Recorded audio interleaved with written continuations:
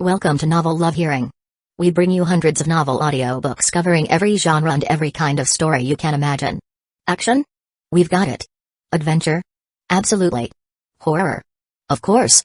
Whether it's the legendary Uchiha Massacre or outrageous tales like stealing Naruto's and Sasuke's women, you'll find it here. From epic series like One Piece, Bleach, Fairy Tail, and Hunter x Hunter, to countless other adventures, our library has it all. Love novels but don't have time to read? No worries, just plug in your earbuds, sit back, and let the story take over. Good listening, and happy hearing, any gender welcome.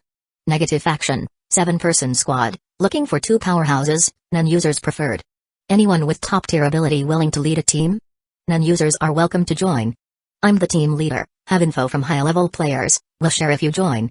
Seeing the continuous bulletin scrolling past, Xiangnan couldn't help but smile. Looks like this round's format is different. Probably it's not limited to just Extinction 3 players, maybe Extinction 4 is involved too. Otherwise, given how many died in previous rounds, there wouldn't be so many people in one bracket, Xiangnan mused. Isn't the system's quest random? Manman recalled. Maybe not this time, Xiangnan explained. It might be a fixed program for the Extinction game. Extinction 4 players typically become team leaders. We see from the chat that a bunch of them are forming squads, Xiangnan continued. So presumably it's going to be a big internal confrontation among players. Some kind of positive versus negative war. He spotted that Terror Cat had a combat power of 101, while Real Jesus had 119. Both were evidently Extinction 4, and presumably both wanted to lead teams. Xiangnan's official minimum is 56, but his actual minimum is 156 minus 100 hidden. All the more reason he suspects the system's so-called minimum power might not be the entire story. What about your maximum combat power? Xiangnan asked Manman abruptly. Minimum is 123, maximum is 202. Manman answered. Xiangnan's eyelid twitched. He hadn't asked about her maximum before. As for him, his maximum is unknown, with no numeric data. Why is that? Chapter 72, Hidden Team X Cake in Empire Time's almost up. Xiangnan and Manman were sitting outside a dessert shop in Kotaki City. Manman wasn't sure that Xiangnan had been communicating with other players to gather and analyze information about the next round of the Extinction game. She glanced at the time on the system interface and spoke up. Indeed, there were only a few hours for players to find a match. If they didn't join a team within that period, the consequences were unclear. From the number of players remaining before new ones got added, it looks like there are still quite a few players in Extinction 3 and Extinction 4. And from the public channel, there clearly aren't enough squads to hold them all. That also means there are probably a lot of leftover stragglers like us who haven't joined a team. Xiangnan stroked his chin and mumbled to himself. Including new arrivals like themselves, plus any old-timers still around, there were altogether a few hundred players of these tiers. The higher the tier, the fewer the players. Indeed, Extinction 3 and 4 can be considered the mainstay of the player base right now. He continued, although the early rounds of the Extinction game provided crucial training for players. And it's better not to exploit loopholes, as you saw with that bunch called Star Alliance at Heaven's Arena. For this new round with the appearance of the dimension reincarnation aspect, I keep feeling that the system's method of screening players isn't that simple. In fact, in every round's opening, how players respond to various tasks and requirements is part of the test. If the system aims to cultivate players, it certainly won't rely only on raw power. Intelligence and decision-making are also critical. Xiangnan reasoned. Only about 10 minutes remained on the system countdown. Chat messages in the public channel dwindled. Many squads had evidently filled up. There are also hidden squads. Xiangnan suddenly snapped his fingers. Manman looked over. Hidden squads? Yes. Extinction 4 players are automatically assigned as team leaders, but the number of Extinction 4 and Extinction 3 players might not match exactly. That explains why some squads have 5 people, some 7.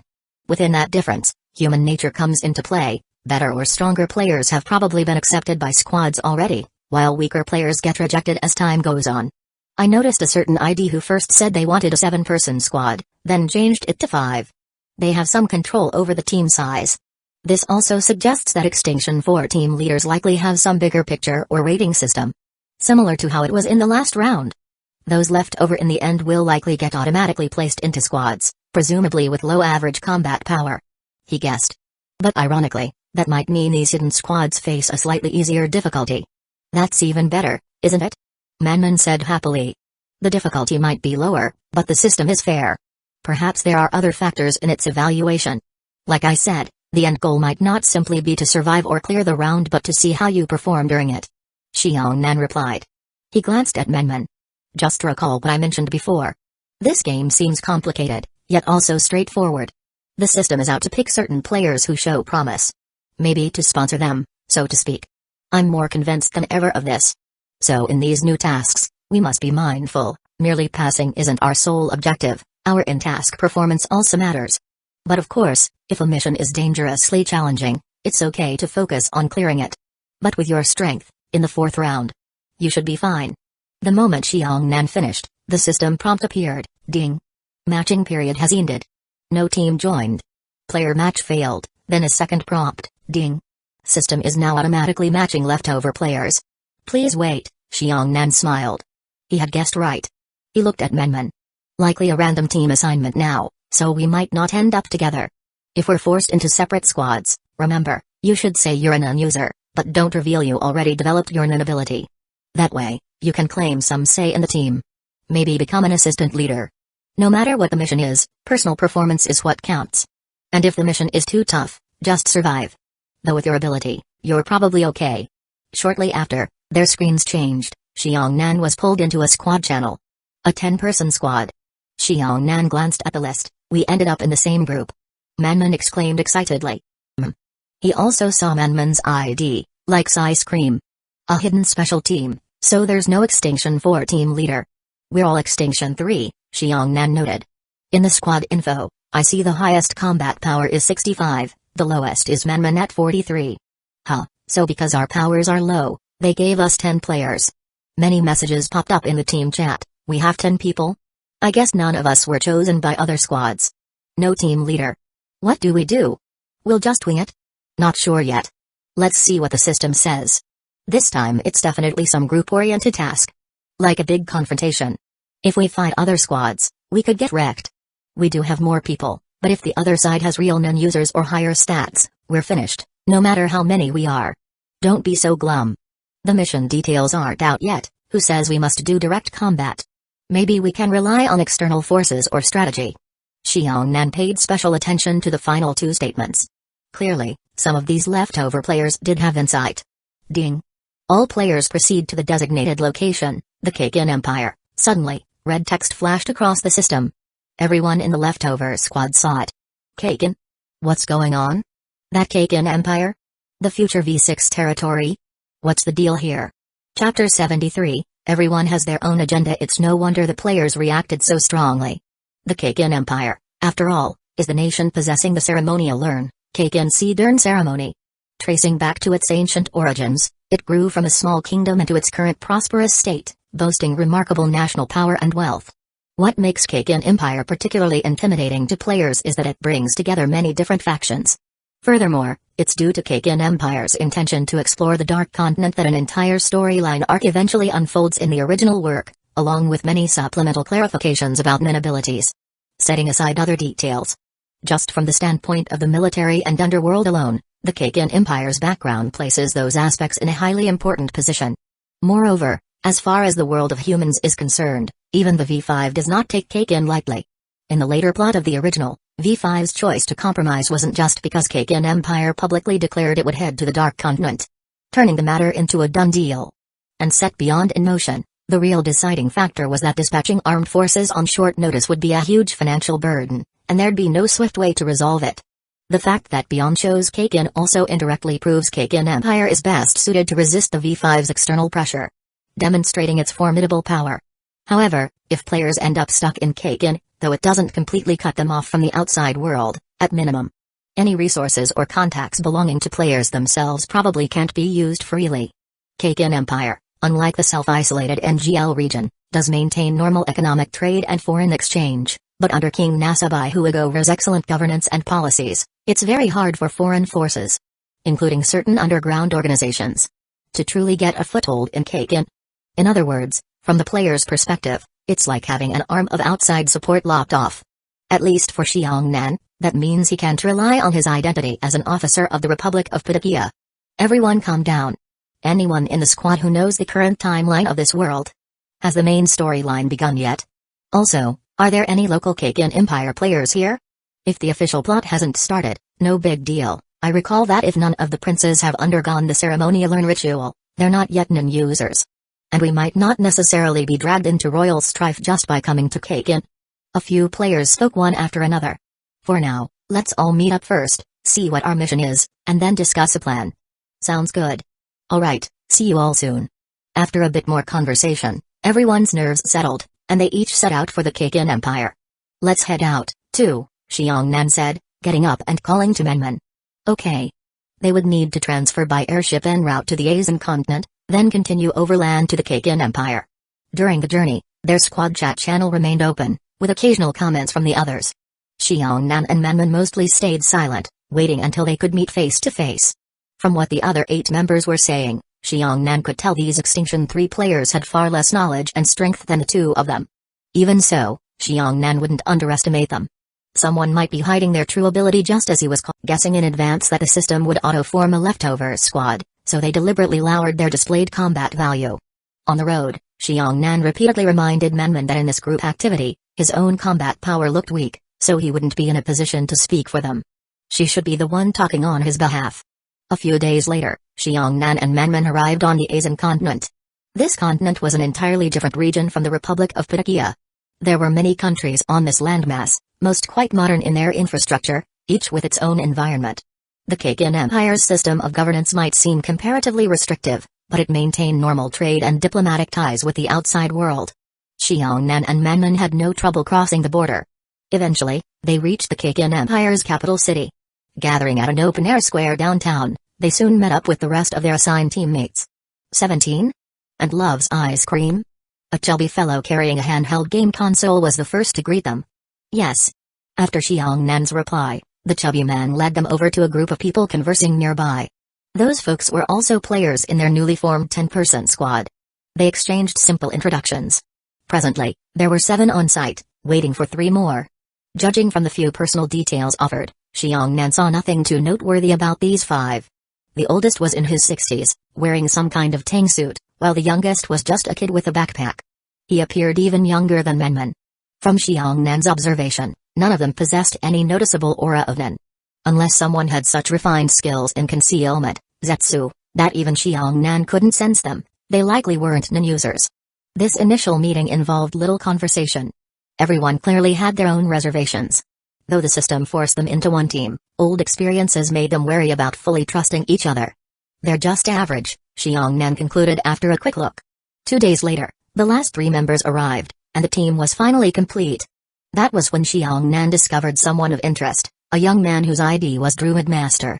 Xiongnan attention was drawn because this man's attire marked him as belonging to some special ethnic group, garments woven from plant fibers, dyed in swirling patterns, going barefoot, and sporting a large leaf-like headpiece.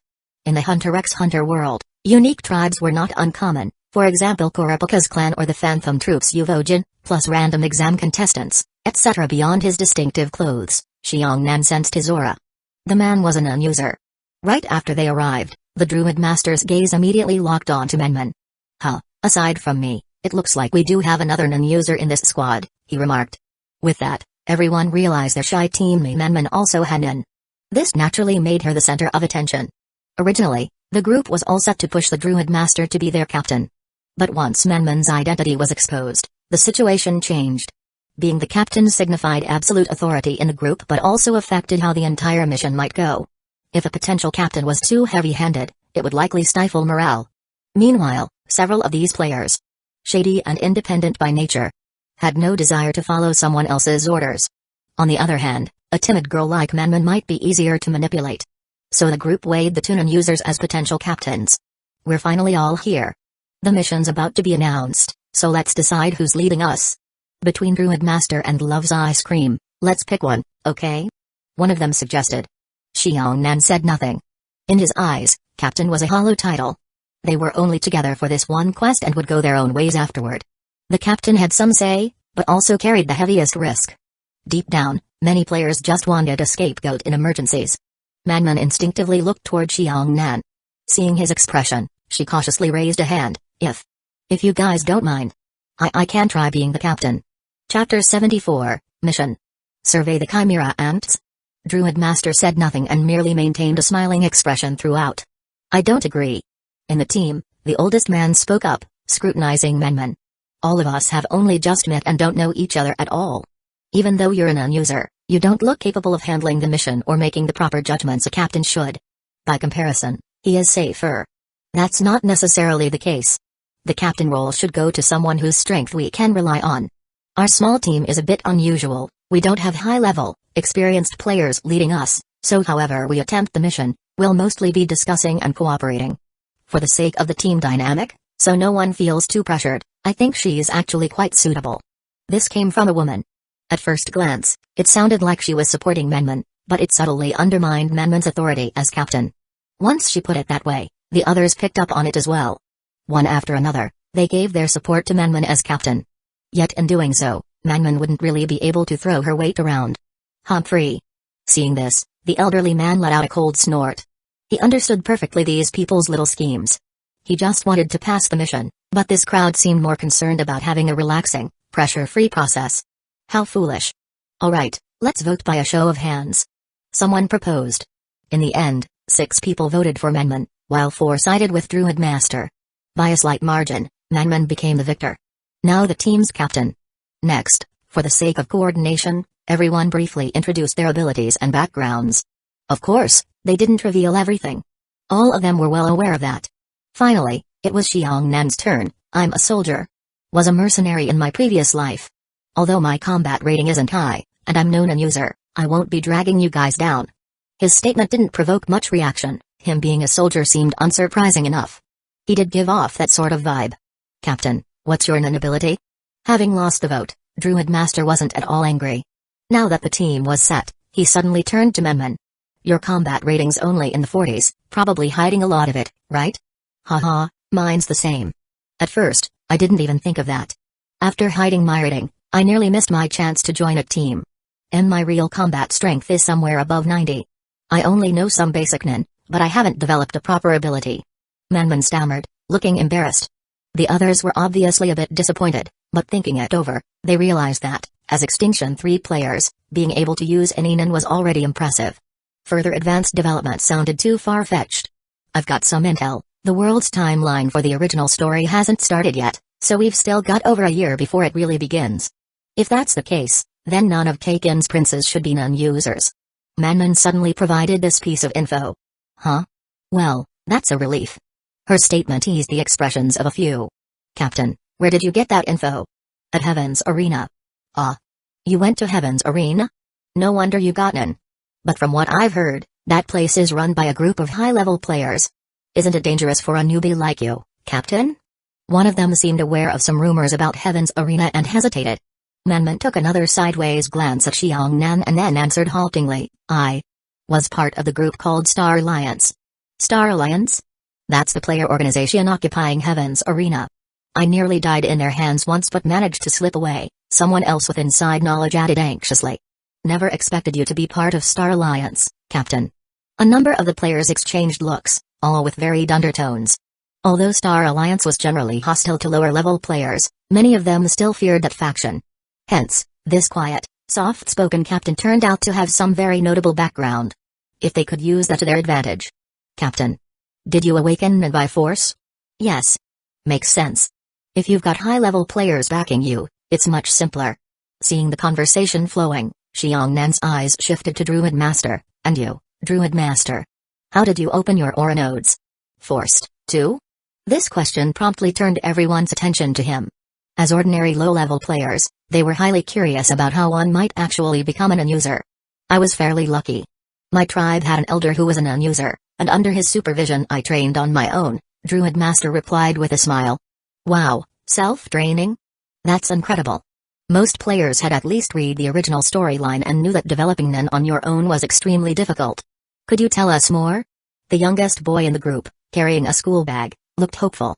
Normally, about any personal info or abilities. Especially the path to growth. Players were reluctant to disclose.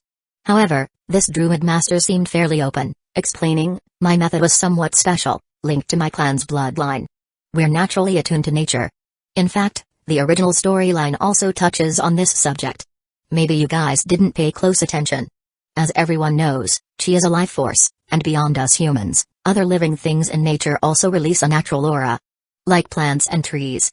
It's a faint, no-intent aura, so it doesn't harm the human body.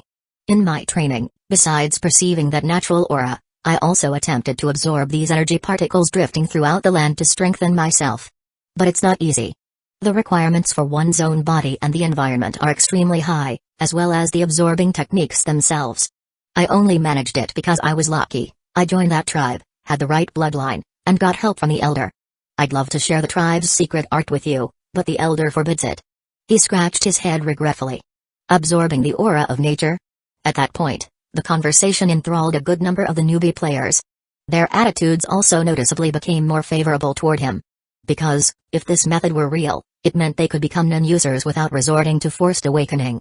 No one wanted to face the danger of forced non-opening. So Druid Master had easily ignited their desire. He's no ordinary person, Xiongnan reflected with an inward grin. Yes, such a method did exist in the lore, but it absolutely was not something an average person could handle. If Xiongnan himself didn't already have fairly deep insights into nin training, he might have been fooled. But as things stood, given what he knew, that approach was not feasible for typical players. The spiritual threshold was far too high. It required a purity of mind akin to neat tarot. The second the illusions parted, Druid Master's real aim was quite obvious, overshadowing Manman's leadership. Indeed, system rules let him revise the captain role, and it was entirely possible for him to take over through persuasion. Or at the very least, sabotage Manman's authority. Interesting. Xiongnan narrowed his eyes, carefully observing him. Just then, the system prompt arrived. Ding. The fourth round of the extinction game now begins. Please pay attention, squad. This squad has been commissioned by the Kakin royal family. Proceed to the Maiden Union to investigate the ecology of Chimera ants, then bring your report and samples back to Kakin Empire for the designated official, Chimera ants. Ants? Startled cries rang out amongst the players after reading the mission details. While they were still reeling, there was a sudden knock at their hotel room door. Someone had arrived. Chapter 75, Mission Objectives, Reasons, and Enemies. Xiongnan got up and opened the door. He saw several unfamiliar people outside, led by a man in a crisp black suit and a cold expression. It's you lot, right? Before Xiongnan could invite them in, the others marched in on their own.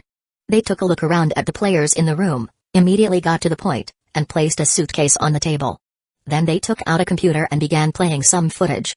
Recently, we've been receiving requests from some countries in the Maiden Union. It seems something has happened to their local ecosystem. That's why we hired you to investigate. At those words, everyone understood that these people were representatives of the Kakin royal family. Although none of you are professional hunters, your records are passable enough. We're willing to pay a bit more for your expenses. None of the players spoke. The current scene clearly was being driven by the system. Next, the visitors took out 10 sets of documents and distributed them to everyone. They began explaining the ecological information and existing reports from the Maiden Union, and played the images on the computer so the players could see. However, from beginning to end, these individuals never actually said they were from Kakin's royal family, and none of the paperwork or footage showed any references or images connected to Chimera ants. On the surface, this assignment seemed perfectly ordinary and not too challenging. But in the system's interface, those Chimera ant words were definitely there. It was all rather intriguing. Looks like the Kakin Empire doesn't want anyone they've hired to learn about Chimera ants. Xiongnan read the situation. Kakin's connection to Chimera ants can be inferred from the original story as well, or perhaps from Beyond's schemes. Sometime before the main plot begins, Kakin had secretly started all manner of operations, hiring members of the Hunter Association to feed the ants. Either to covertly weaken the association's resources or to pave the way for future exploration of the Dark Continent, accelerating the Chimera ants' growth. Why accelerate them? Because King Huigoer and Beyond must have realized that the ants' dietary habits, especially if they eat highly nutritious food, would allow them to evolve genetically. That's also one of the terrifying traits of creatures from the Dark Continent. Anyway, this investigation isn't simple at all. And one reason is, basically, it's almost a death mission. Kakin doesn't want the outside world learning anything about the Chimera ants or leaking info prematurely. Whether they plan to feed us to the ants or not, even if we survive, the Empire will likely silence us afterward. Xiongnan chuckled to himself. This means the biggest danger starts right now. The 10 of them were already on Kakin's blacklist. He shifted his gaze over the others. Most still seemed anxious about the threat that Chimera ants posed, unaware of the deeper meaning. Only that Druid Master had a thoughtful look on his face. I'll stop here. Because of the urgency, we've already arranged a private airship to take you straight over. At last, the person in charge spoke. Since the mission had begun, no matter how complicated everyone's feelings, they had to move forward. Afterward, they left their hotel, following the official to a corporate building's rooftop, where a small private airship had already landed. Everyone boarded in single file. As soon as they were inside, the craft took off and left the imperial capital of Kakin. The entire process was swift under the Kakin officials' guidance. It was only after they'd all boarded that the players finally caught their breath. The interior of the ship was lavish, like a luxurious hotel lobby, complete with individual suites for resting. The food and drink options were also high-end. Yet no one really felt like enjoying it. A last meal for the doomed, maybe? Xiongnan quietly smiled to himself. The current chimera ants shouldn't be as deadly as they are later on. Apart from the queen, probably most are still small ants. I don't know if squadron leaders and officer class have been born yet. They expand fast. Sitting in a lounge, a chubby member of the group muttered with a worried expression. I think we might just find some little ants, grab some sample specimens, then draft a fake report for Kakin based on what we know from the story. Would that be enough? Earliest sightings of the chimera ant queen were along the southern coast of European continent, then she moved around.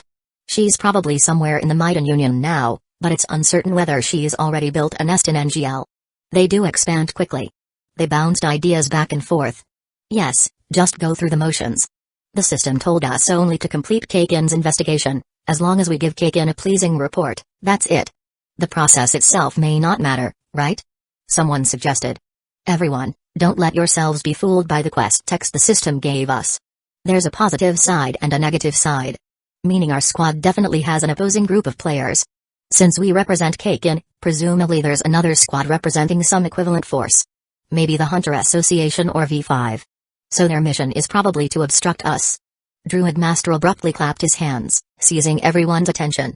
Hence, they'll find ways to sabotage us if we cross paths? Right, how did I forget that? You're sharp. Someone blurted out in realization. Well, that's only my guess. Given our understanding of the original plot and world, if we stand for Kakin, then the other side stands for a comparable faction. Possibly the Hunter Association or V5. They might suspect what Kakin's up to.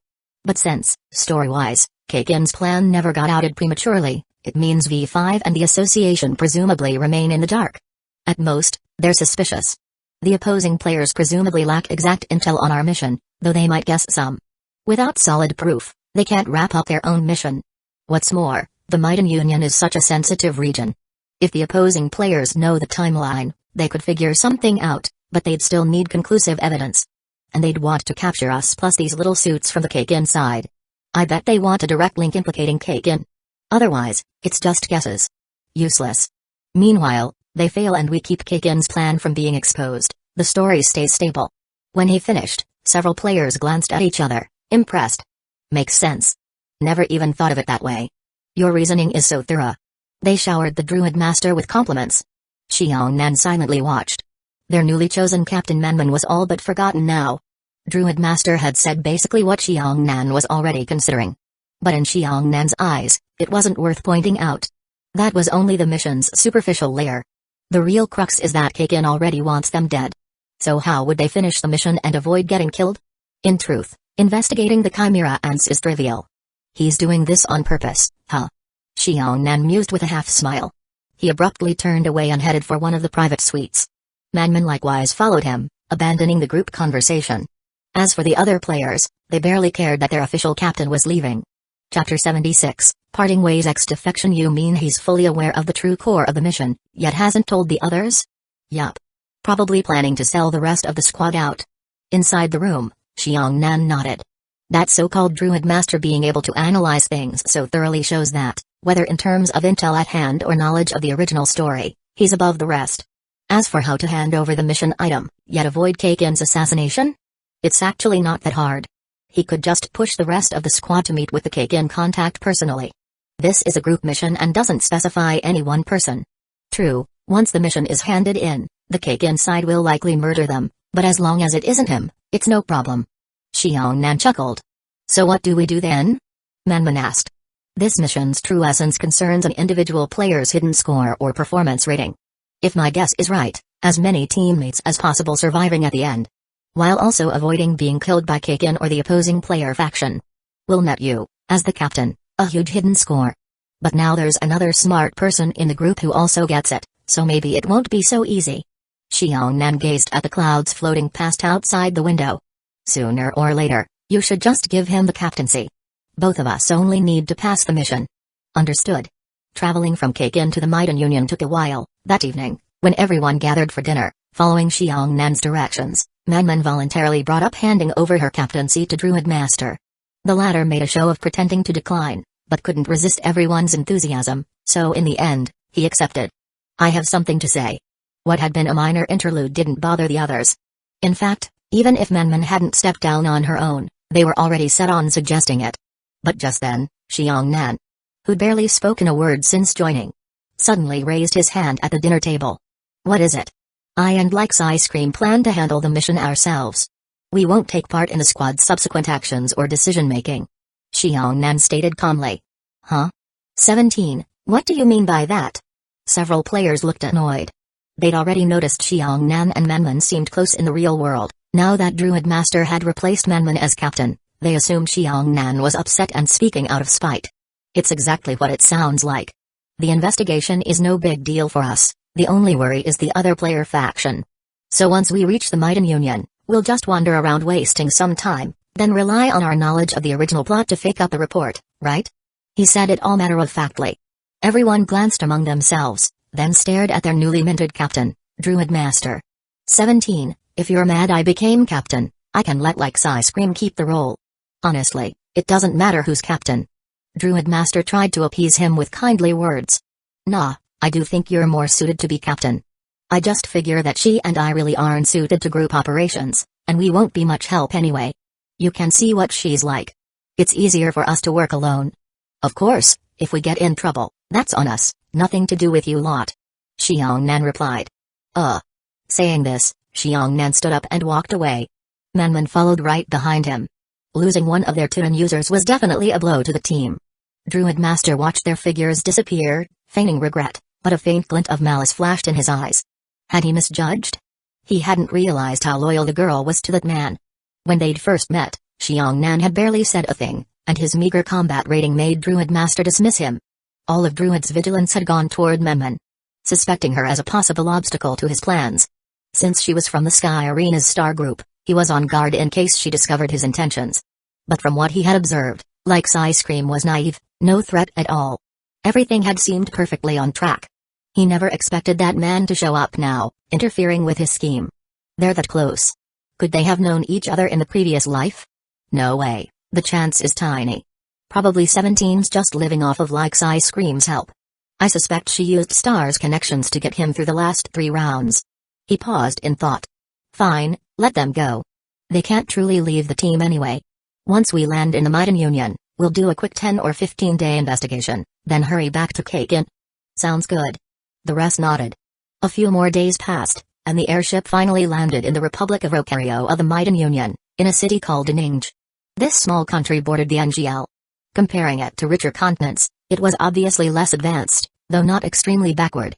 Among the several small countries in the Union, Rocario was the most open, while the others were even poorer or more authoritarian. At the airport, Xiangnan parted ways with the squad. He and Manman set off on their own, but unexpectedly, one more person stepped forward and asked to join them, a bespectacled woman who'd been quiet up till now. Xiangnan gave her a look, he didn't refuse. Thus they became a trio.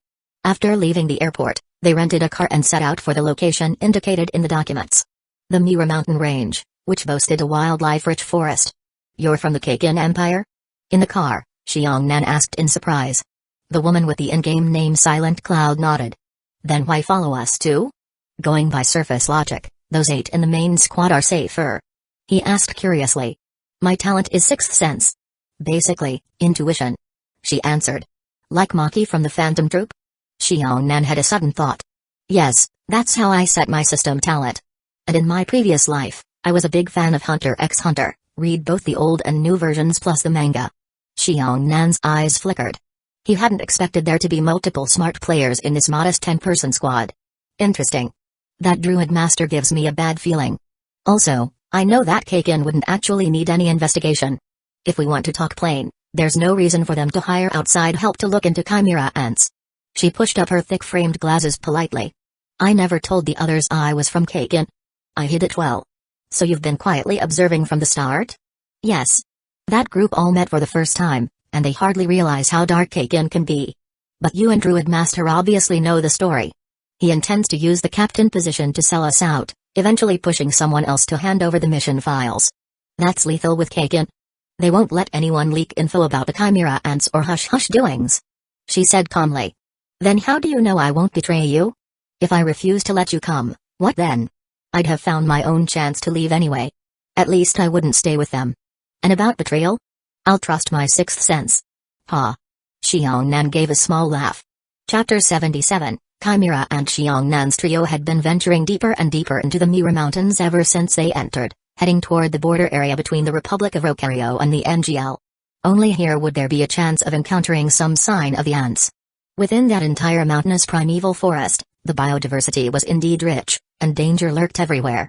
All sorts of poisonous insects and ferocious beasts lay hidden in the darkness, making the environment harsh. Ordinary people would never be able to enter. A few days later, they finally reached the border. Standing atop a mountain peak and peering through binoculars, one could see, on the other side of the boundary line, more continuous mountain terrain, stretching on and on. Since we can fabricate the investigation report anyway, why are we going to such lengths? Silent Cloud finally couldn't resist voicing the question.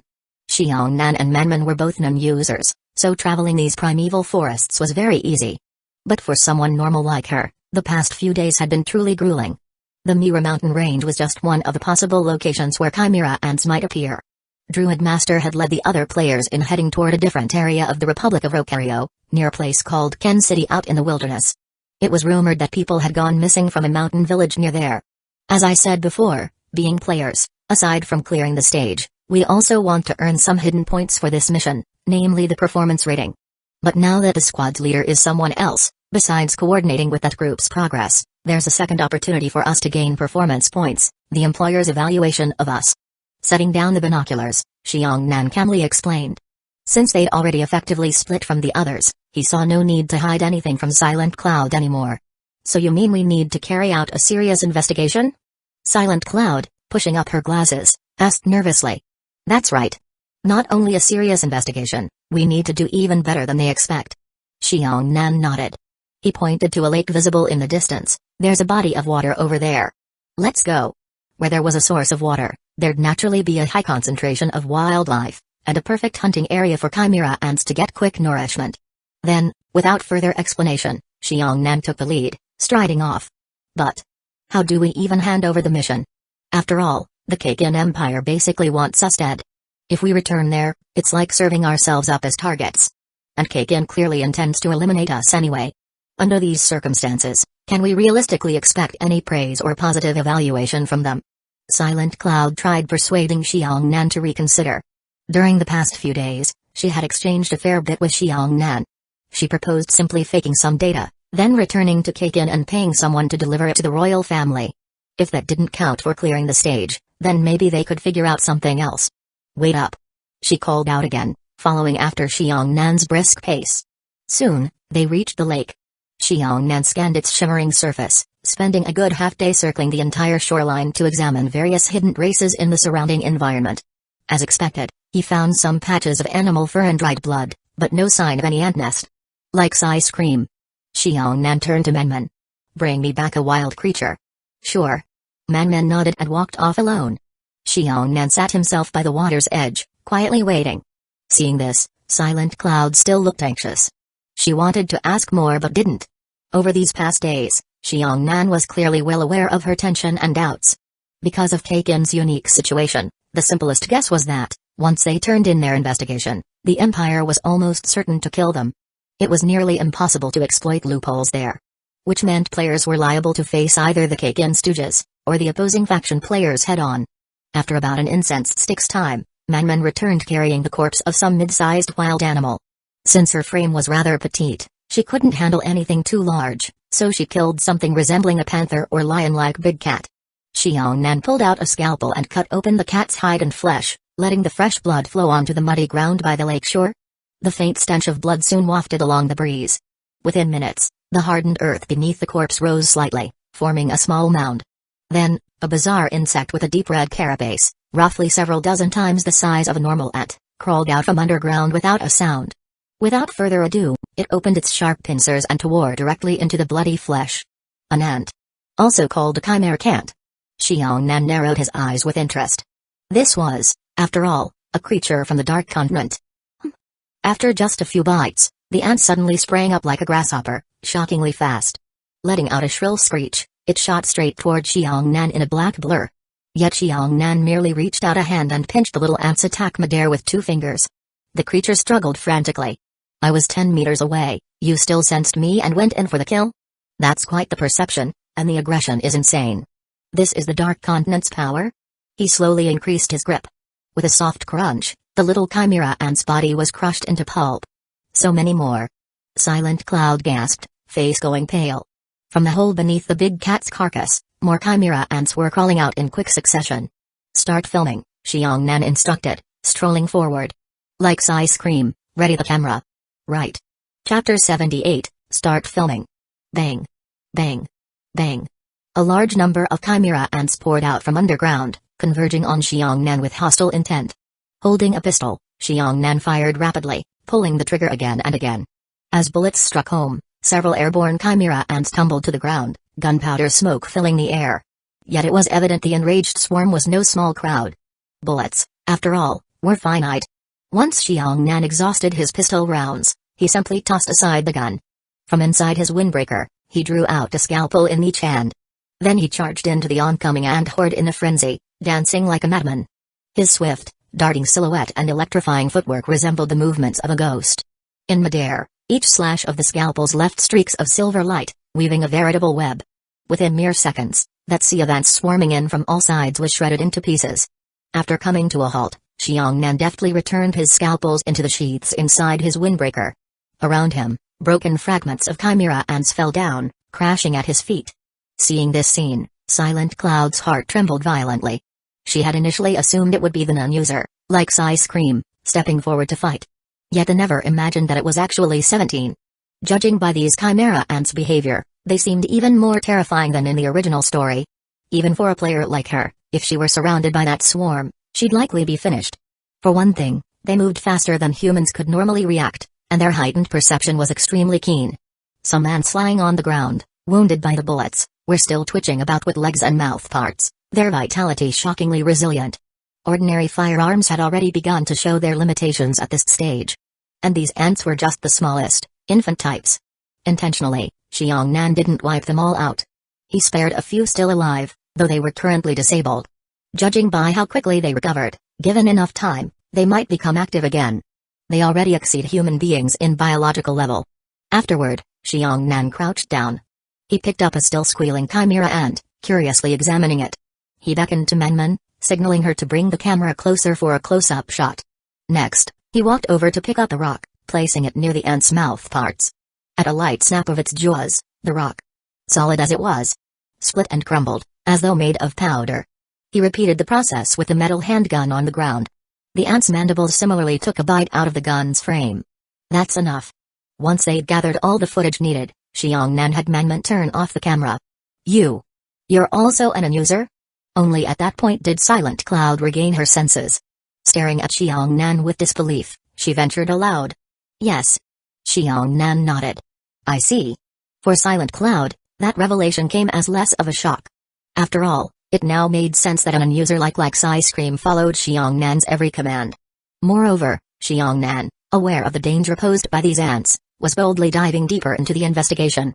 Without some hidden trump card, that sort of confidence would have been utterly reckless. Just these dozen or so chimera ants alone. I bet they could easily wipe out an entire village. Silent Cloud swallowed anxiously. They're even more horrifying than in the manga. They're still in infancy, but from their biological makeup, they can already receive simple commands and signals. At this stage, they likely won't invade any human settlement. The Queen also wouldn't want to draw attention to herself so soon, not until they're strong enough to challenge the human world. While scrutinizing the antenna on the chimera ant in his hand, Xiongnan casually commented. Why not kill them all? Silent Cloud asked. We've already filmed everything. With tangible footage, we don't even need to search for them any further, right? We can just examine the surrounding ecology of the Mira mountain range to fill out the report, then turn it in. We've done plenty already. Not enough. Xiangnan simply smiled.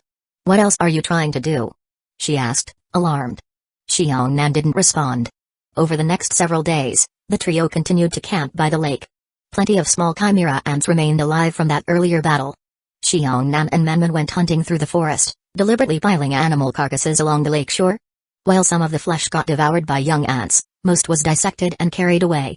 And after a few days, once the ants' food supply had been built up to a certain level, what Xiangnan had been waiting for finally emerged. Late one night, hidden amid the forest's darkness, Xiangnan spotted several tiny black silhouettes faintly descending from the starry sky. Those were adult-stage flying worker ants. Soldier ants, in fact. Obviously, they had flown in from the NGL. A total of 6 ants. Silent Cloud, upon seeing that, was so frightened she almost cried out, reflexively covering her mouth.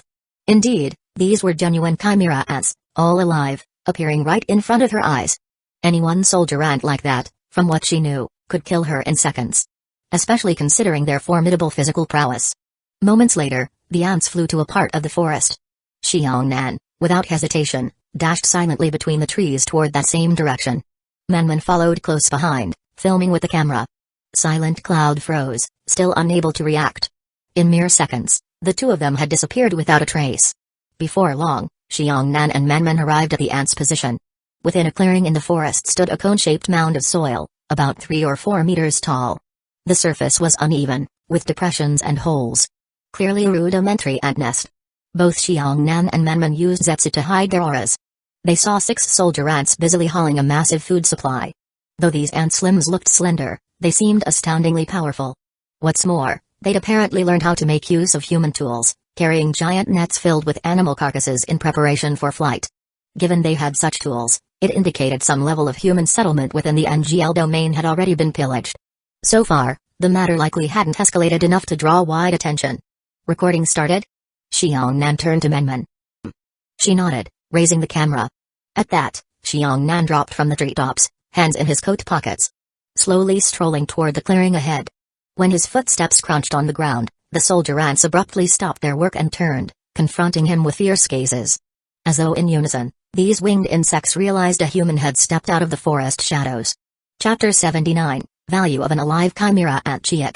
Seeing a human approach, several soldier ants immediately dropped what they were doing and charged all at once. In response, Xiangnan released his aura, Nen. Without using Nen, even with his practical combat experience, he might not be able to handle them. Mainly because the ants' carapaces were so tough and their vitality so astonishing. Let's wrap this up fast. A thought flashed in Xiangnan's mind. This was a whole ant nest. Though the ants here were still relatively small, they were numerous. Being surrounded by a massive swarm would be dangerous. The adult form chimera ant soldiers lunged in for the kill, but Xiangnan was far quicker. The foremost ant was still closing in when a shadow streaked past it. It was the human the ant had marked as prey. Before the ant's eyes could follow, Xiangnan had already wrapped an arm around the creature's neck, exerted a forceful twist in sync with his speed and momentum, and neatly tore its head off. He came to a halt precisely in front of a second soldier ant behind it. In that instant, his scalpel, enhanced by Nen, stabbed through its formidable exoskeleton and deep into its brain. In that short span, 2 soldier ants were slaughtered on the spot. Yet Xiangnan had barely begun. The remaining 3 ants reacted immediately, with 2 bounding to his left and right, seizing him in a sudden clap, their mandibles biting down on his arms. They were creating an opening for their companion. Once again, chimera ants defied Xiangnan's expectations. Even though he was attacking with Nen, they responded in the blink of an eye. Against a skilled martial artist without Nen, they might still have been too fast. In mere seconds, these ants had locked onto his position and trajectory, an astonishing display of combat smarts. The ant in front raised its forelimb hooks, sharp as knives, aiming to slash Xiangnan's head. But at that precise moment, Xiangnan, who was pinned in the grip of 2 soldier ants, suddenly vanished. All they grabbed was his black windbreaker, suspended in midair. He had slipped free from inside his coat, swiftly crouching low, evading that devastating strike. His windbreaker, likewise imbued with Nen, had enough toughness to mislead them. The ants were only biting into the coat's cloth, not Xiangnan's actual limbs. Taking advantage of their unawareness, Xiangnan fired off a quick blow, blasting apart the 2 ants' heads in an instant. To ensure a lethal, irreversible wound, he had to crush their skulls. Only a critical strike like that could stop them for good. Right afterward, he set his sights on the final soldier ant, whose attack had just missed. and closed in behind it. One hand gripped the creature's rear skull, while the other clamped around its slender waist. With a fierce upward knee strike plus the force of both arms, an audible snap rang out as the ant's body broke at the waist, bending at a grotesque 90-degree angle. After finishing them off, Xiongnan casually caught his windbreaker as it dropped, tossing it back over his shoulder. From behind him, rustling noises sounded. At the nest entrance, a swarm of small ants began streaming out.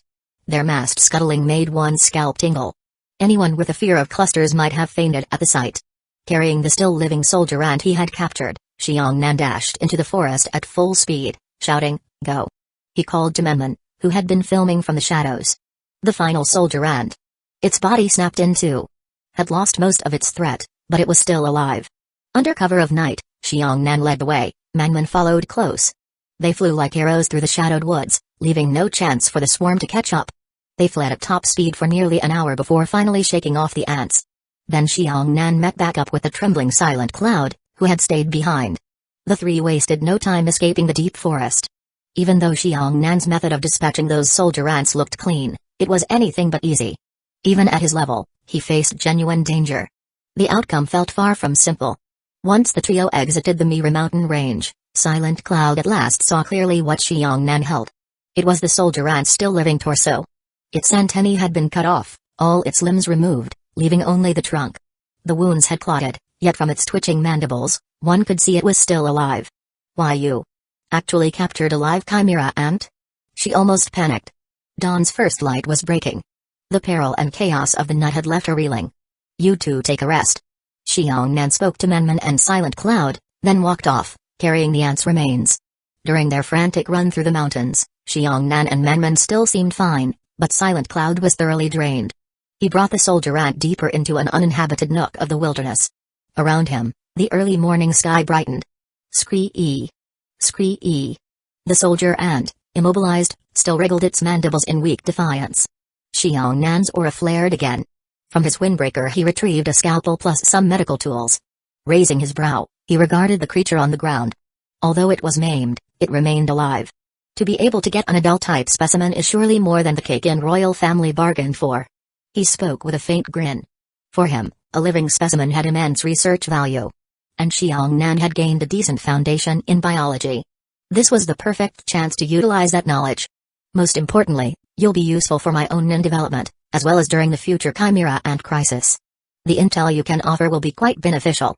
Xiongnan smiled, gently sliding his scalpel close to the ant's head. He hadn't expected that the fourth round of the game would involve the chimera ants. Without Kakin itself tipping its hand, he'd have spent a lot more time searching. And time, for a player, was the most critical resource. This mission had effectively helped Xiongnan. The exoskeleton's hardness is around this level. Alright, I see. Internal organs and arrangement. So that's how it's structured. Looks like its digestive capacity is quite formidable. The absorption rate for nutrients is high, so this mechanism runs in such a manner. It's an ordinary soldier ant, not yet showing signs of having fused with human genes. As for the brain tissue, still pretty rudimentary. Seems the nest's evolving process isn't fully advanced. Though it's the queen who decides an ant's birth rank, from the baseline foot soldier levels here, they haven't grown that strong. They've got enviable joint flexibility. In the morning light, on a patch of grass, a man meticulously dissected some bizarre creature's carcass, like a scientist enthralled in research. Muttering quietly to himself, an obsessed glow in his eyes. Chapter 80, Get to work several hours later, near midday. Xiongnan finally returned, looking quite pleased, carrying the chimera ant's corpse. "We're heading back to Aninj City," he said. "You plan to bring that thing back to Kagan?" Silent Cloud got into the car, glancing at the battered, incomplete chimera ant. Goodness knows what it had experienced. And asked. She fell silent in thought. "Perhaps you've got some way to keep Kagan from trying to kill us?" She was now deeply suspicious that Xiongnan had had a plan in mind from the very start of the mission and was fully confident about it. After all, they had discovered not just small or infant ants, but an adult soldier ant. This was clearly beyond anything the Kakin royal family had anticipated. Frankly, if the existence of adult chimera ants were to become publicly known, even if it didn't directly implicate Kakin, it would definitely arouse some measure of scrutiny from every country and from the V5. Potentially undermining the plan between Kakin and beyond. In other words, if the chimera ants had not yet grown strong as in the later storyline, And if someone managed to preemptively wipe them out, that would be a major blow to Kakin. They might not just want to kill them, they might want to completely erase every person or piece of evidence connected with them. Did you get a call from that handler yet? Xiongnan didn't directly answer, but instead asked another question. About half an hour ago, they rang asking about our progress. The woman replied. Ever since they'd left the Kakin Empire, they'd been under continuous surveillance by the Kakin royal family. Even after arriving in the Maiden Union, someone would contact them every few hours for updates. Clearly with the intention of confirming their location and ensuring they'd end up as the ants' food. If some unexpected situation arose, Kakin could step in and kill them off. And what did you say? I said. Everything in Mira's ecological environment seems perfectly normal, and so far, we haven't found anything unusual. The woman was quite clever. What about the other team? Xiongnan drove on, eyes on the road, while Menman in the back seat was checking the video camera's footage. No contact. What about that druid master? He didn't try to get in touch either? No. Keeps going to a busy line. No one is picking up. She answered. In that case, they've most likely already been dealt with. They never wanted to conduct any real investigation, just planned to forge some data using their knowledge of the storyline. But to be dispatched so swiftly and so precisely is somewhat surprising, Xiongnan remarked calmly. Given the druid master's cunning, he should have taken some precautions. If even he couldn't make it out alive. That leaves only one explanation. What's that? The enemy players are quite strong. And they've also been hired by Kakin. 7 people. Taken out so easily. With Druid Master's scheming mind, I'd have expected him to at least slip away. Perhaps he did survive, just avoiding contact with us to keep from inviting disaster onto himself.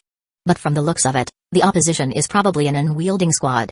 Xiongnan let the wind blow in, wearing a light smile. Huh? Aren't those players presumably hired by the V5 or the Hunter Association? Under the system's notion of 2 opposing factions. Silent Cloud looked startled. He was just speculating that possibility. Don't get bound by the logic he fed us. Chimera and secrets are huge. Kakin wouldn't allow any possibility of a leak.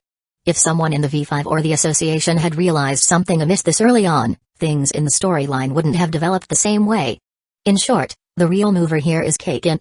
Moreover, the other group was finished off too neatly, too conveniently. They must have intended to head back to the Kakin Empire once they'd faked their data. With Kakin's resources, it was trivial to pick them off. That Druid Master group? They were labeled for disposal from the start. And it's not as if we can rely on Maiden's government. This small nation definitely has arrangements with Kakin's side, so the airports, roads, and seaports all fall under thorough surveillance. Even the hotel we stayed at is likely under watch. Xiaongnan's tone was still casual. So effectively, the moment we try to return to Kakin, we'll get ambushed by hostile players. And given the earlier mention of a 7-man group, you see how it ended for them. He concluded. Silent Cloud felt a chill spread through her body. Then what do we do? She asked anxiously. Hey we'll see. Even at this juncture, Xiongnan could still crack a joke. He put the pedal down, speeding toward their destination. A few days later, Xiaongnan's group of 3 returned to Ningzh City. Inside their room, Silent Cloud was writing up the text portion of the report, the materials they'd compiled from their investigation. She was indeed good with words.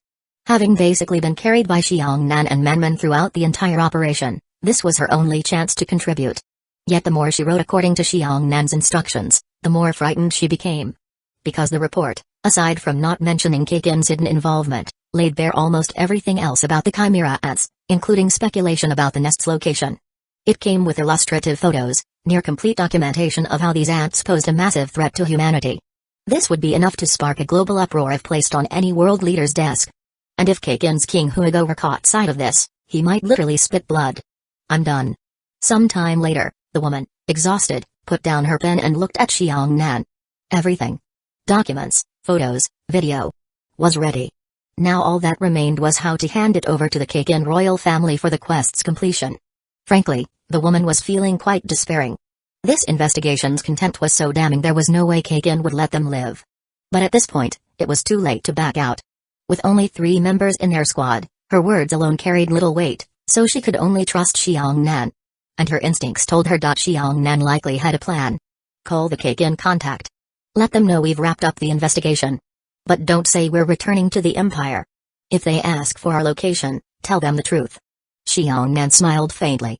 Silent Cloud, took out her phone. Meanwhile, Xiaongnan turned to Menman, who was happily eating dessert, and said, "Quit eating, time to get to work." "Oh." Manman wiped her mouth and put down the cake, well aware that get to work in their context likely meant fighting. Indeed, killing. Chapter 81, 3v1 Huh, so this is the place. Not a bad hotel. Less than an hour after Xiang Nan and the others contacted the Cake-In representative, 3 non-user players appeared outside the hotel where they were staying. Gazing at the relatively upscale accommodation, one of the players spoke with a mocking tone. "The intel says there are 3 of them. One girl with the nickname Loves Ice Cream, who's a non-user. From what Druid Master told us, her skill level seems pretty average. The only concern is that she's apparently a member of that group from Heaven's Arena." "What are they called?" "The Stars?" A short-haired woman in sunglasses, neat hair, commented. "Don't talk to me about that Druid Master. Next time I see him, I'm going to kill him." "Forget about it, he got away, so be it." Their squad had originally consisted of 6 players. Going up against that other side, mostly ordinary people, should have been easy. Indeed, that's exactly what happened at first. After receiving intel from Cake-In, they'd moved swiftly to hunt down the opposing players. But because of that Druid Master, their own squad had lost 3 members in the process, 2 non-users and 1 ordinary player. Originally, they were supposed to wipe out all 7 of the enemy's group. But Druid Master had claimed he would surrender and help them eliminate the remaining 3 players who had split off from the main group. The squad's leader, not wanting to raise any suspicions by prematurely killing off every one of the enemy players, since there'd been no one left to contact or report back, agreed to Druid Master's request. No one expected that, while under captive watch, Druid Master would quietly use his Nen ability to poison 3 of their team members, then vanish without a trace. To this day, they still had no idea where he'd gone. So of course, they hated his guts. That so-called Heaven's Arena players group, right? Yeah, them. I've heard some things about them. Just a bunch of trash. Becoming a non-user doesn't necessarily require going to Heaven's Arena. Besides, we're one of the most elite squads in this round of the game, nearly all our members are non-users, and my rank is still Extinction 3. In terms of potential and talent, that bunch of losers can't compare. Even if we killed some of them, so what? Are they gonna get revenge or something? A male player sneered dismissively. Hearing that, the short-haired woman with sunglasses spoke coldly. They themselves aren't the issue, it's the people backing them. No matter how gifted you may be, if you face someone way above your rank, you'd be dead. The one behind the Heaven's Arena group is probably at least Extinction 6. And now these 3 can still contact the Cake-In royal family, which suggests they haven't raised suspicion. Looks like Druid Master, as their supposed leader, simply decided not to care what happens to these 3. Our problem is we haven't found that Druid Master, so how do we account for failing to kill off all the opposing players to Cake-In and thereby pass our own round? A goatee-bearded middle-aged man muttered gravely. The 3 of them entered the hotel. They found themselves in a spacious lobby with a few people coming and going. Originally, they planned to take the elevator to the floor where their targets were. Yet after scanning around briefly, they came to a halt. The short-haired woman removed her sunglasses, pulled out a few photos from her pocket, then looked over to a black sofa not far away. On that sofa sat 3 people, 2 women and a man. They precisely matched the faces in her photos. IDs, 17, Loves Ice Cream, and Silent Cloud. This coincidental meeting took the woman slightly by surprise, for it seemed those 3 enemy players were purposely waiting for them here, apparently aware they would come. Among them, the man in the windbreaker even waved at them. Oh? Looks like I made a bad assumption. Did Druid Master tip them off? The woman tossed aside the photos. She and her 2 companions approached the trio. No need to dawdle now that they'd unexpectedly bumped into each other. She let out a cold chuckle, flaring her Nen. Her 2 teammates followed suit, likewise activating their Nen. Both sides were fewer than 30 meters apart. In the hotel lobby, other guests and staff had no inkling a lethal confrontation was about to erupt. Let's say 3 versus 1. The atmosphere instantly turned ice cold. 4 distinct auras flared and intertwined. 20 meters. 18. 15. That's her. The short-haired woman stared at Menman, speaking icily. Let me do it? The man stuck out his tongue, eager to show off. Just by her aura alone, she doesn't look that strong. This kind of skill, yet daring to face us alone? Feels suspicious. And this blatant, the goateed man frowned. Hurry up and finish her. I'm taking the kill. The woman, apparently their leader, said. 10 meters. At the instant the distance between them shrank to 10 meters, whoosh. The 4 vanished from their spots simultaneously. Menman, having sensed danger a split second earlier, let her second personality awaken. The woman's squad leader lunged toward the only other non-user in sight. The other two male teammates, meanwhile, zipped right past Menman, heading straight for Xiangnan and Silent Cloud, who were still seated on the sofa. Silent Cloud reflexively shut her eyes, already imagining her death. Xiangnan, on the other hand, remained perfectly composed. Swoosh! As the bearded man ignored Menman and dashed in for the kill, something unexpected happened. The girl known to be part of the Heavens Arena group suddenly pulled out a dagger from beneath her skirt and, with terrifying speed, intercepted him. The fierce angle of that blade glint spelled imminent danger. He'd assumed that, with their leader tying up the girl and his own approach from an advantageous angle, Menman wouldn't be able to interfere. Yet here she was, attacking him first. He had no choice but to leap back in alarm. Even so, part of his goatee got sliced off. Landing on the floor, he looked up, ready to counter, only to realize the girl had vanished and instead reappeared behind his companion. "Watch out!" he shouted. At that moment, his comrade, who had lunged all the way to the front of the sofa, extended a hand to grab the man called 17, who was still sitting. The latter showed no sign of moving, as if oblivious to the lethal threat in front of him. Seeing he was about to claim the first kill, the male player's face still bore a smug grin. In the very next second, a slice of silver flashed across his throat, cutting him short. His eyes filled with disbelief as Menman lowered her blood-stained blade, face blank and emotionless. A severed head tumbled onto the floor. Blood spattered onto Xiangnan's clothes. He remained calm, whereas the woman beside him screamed, flecked with the dead man's blood. Several meters away, the short-haired female and the goateed man stared aghast. They saw that the girl's nun had visibly changed from a moment before. Her surroundings were shrouded in what looked like inky black fluid, giving off a bizarre, sinister impression that somehow evoked dread. Like a ghost. Idiot. The female captain cursed under her breath. That dead teammate had basically thrown his life away. Even the bearded man's warning had come half a beat too late. Then again, she couldn't fully blame him. Nobody expected that this timid-looking girl could so rapidly evade her own pounce, repel the goateed man, and, in that last instant, dash behind the other teammate for a lethal surprise strike. "You've grown a lot. It looks like sparring with that strong non-user in Heaven's Arena did you some good." Xiangnan beamed at Menman's second personality, praising her with a cheerful grin. Chapter 82, Mental Contamination. Menman's growth is very straightforward and simple. Namely, her mindset. A simple mindset. Because of her earlier matches, Xiangnan had imposed external stimuli, forcing the mindless second personality to realize that relying solely on instinct wasn't enough. Fighting requires some thinking. But her thinking can't be too complicated, that would undermine her instinctual drive. In some respects, human thought can conflict with one's natural impulses. If her second personality gained intellect, its advantages would vanish. It wouldn't be able to display flawless combat techniques and superhuman reactions. Menman's current performance indicates that her primary personality has begun to penetrate the second personality, improving her control. But only to a slight degree. Still, that's already plenty. For Menman's combat power. Particularly the state of her second personality. This counts as a significant step forward. One has to remember, if this were her second personality from before, it wouldn't have rushed back to kill that male player, it would have stayed locked in a one-on-one with the woman, handling them one at a time. Xiangnan had long said that Menman's eventual endpoint is the fusion of both personalities. But before that fusion, the second personality must be built up enough to bestow the same strength upon the primary personality afterward. Hence, the process must be gradual and cannot afford a single misstep. Go on, there are two left. Perfect chance. Give your ability a try. Xiangnan said with a smile. Menman, looking dazed, turned around, swaying as she walked toward the remaining short-haired woman and the bearded man. Right now, because someone had been killed, the entire lobby was in chaos. Some people were fleeing outside the hotel, and some staff were calling the authorities. There were also security guards trying to approach, but the short-haired woman killed them outright without mercy. I didn't think anyone besides that druid master in this squad could be so troublesome. The woman spoke while spreading her fingers.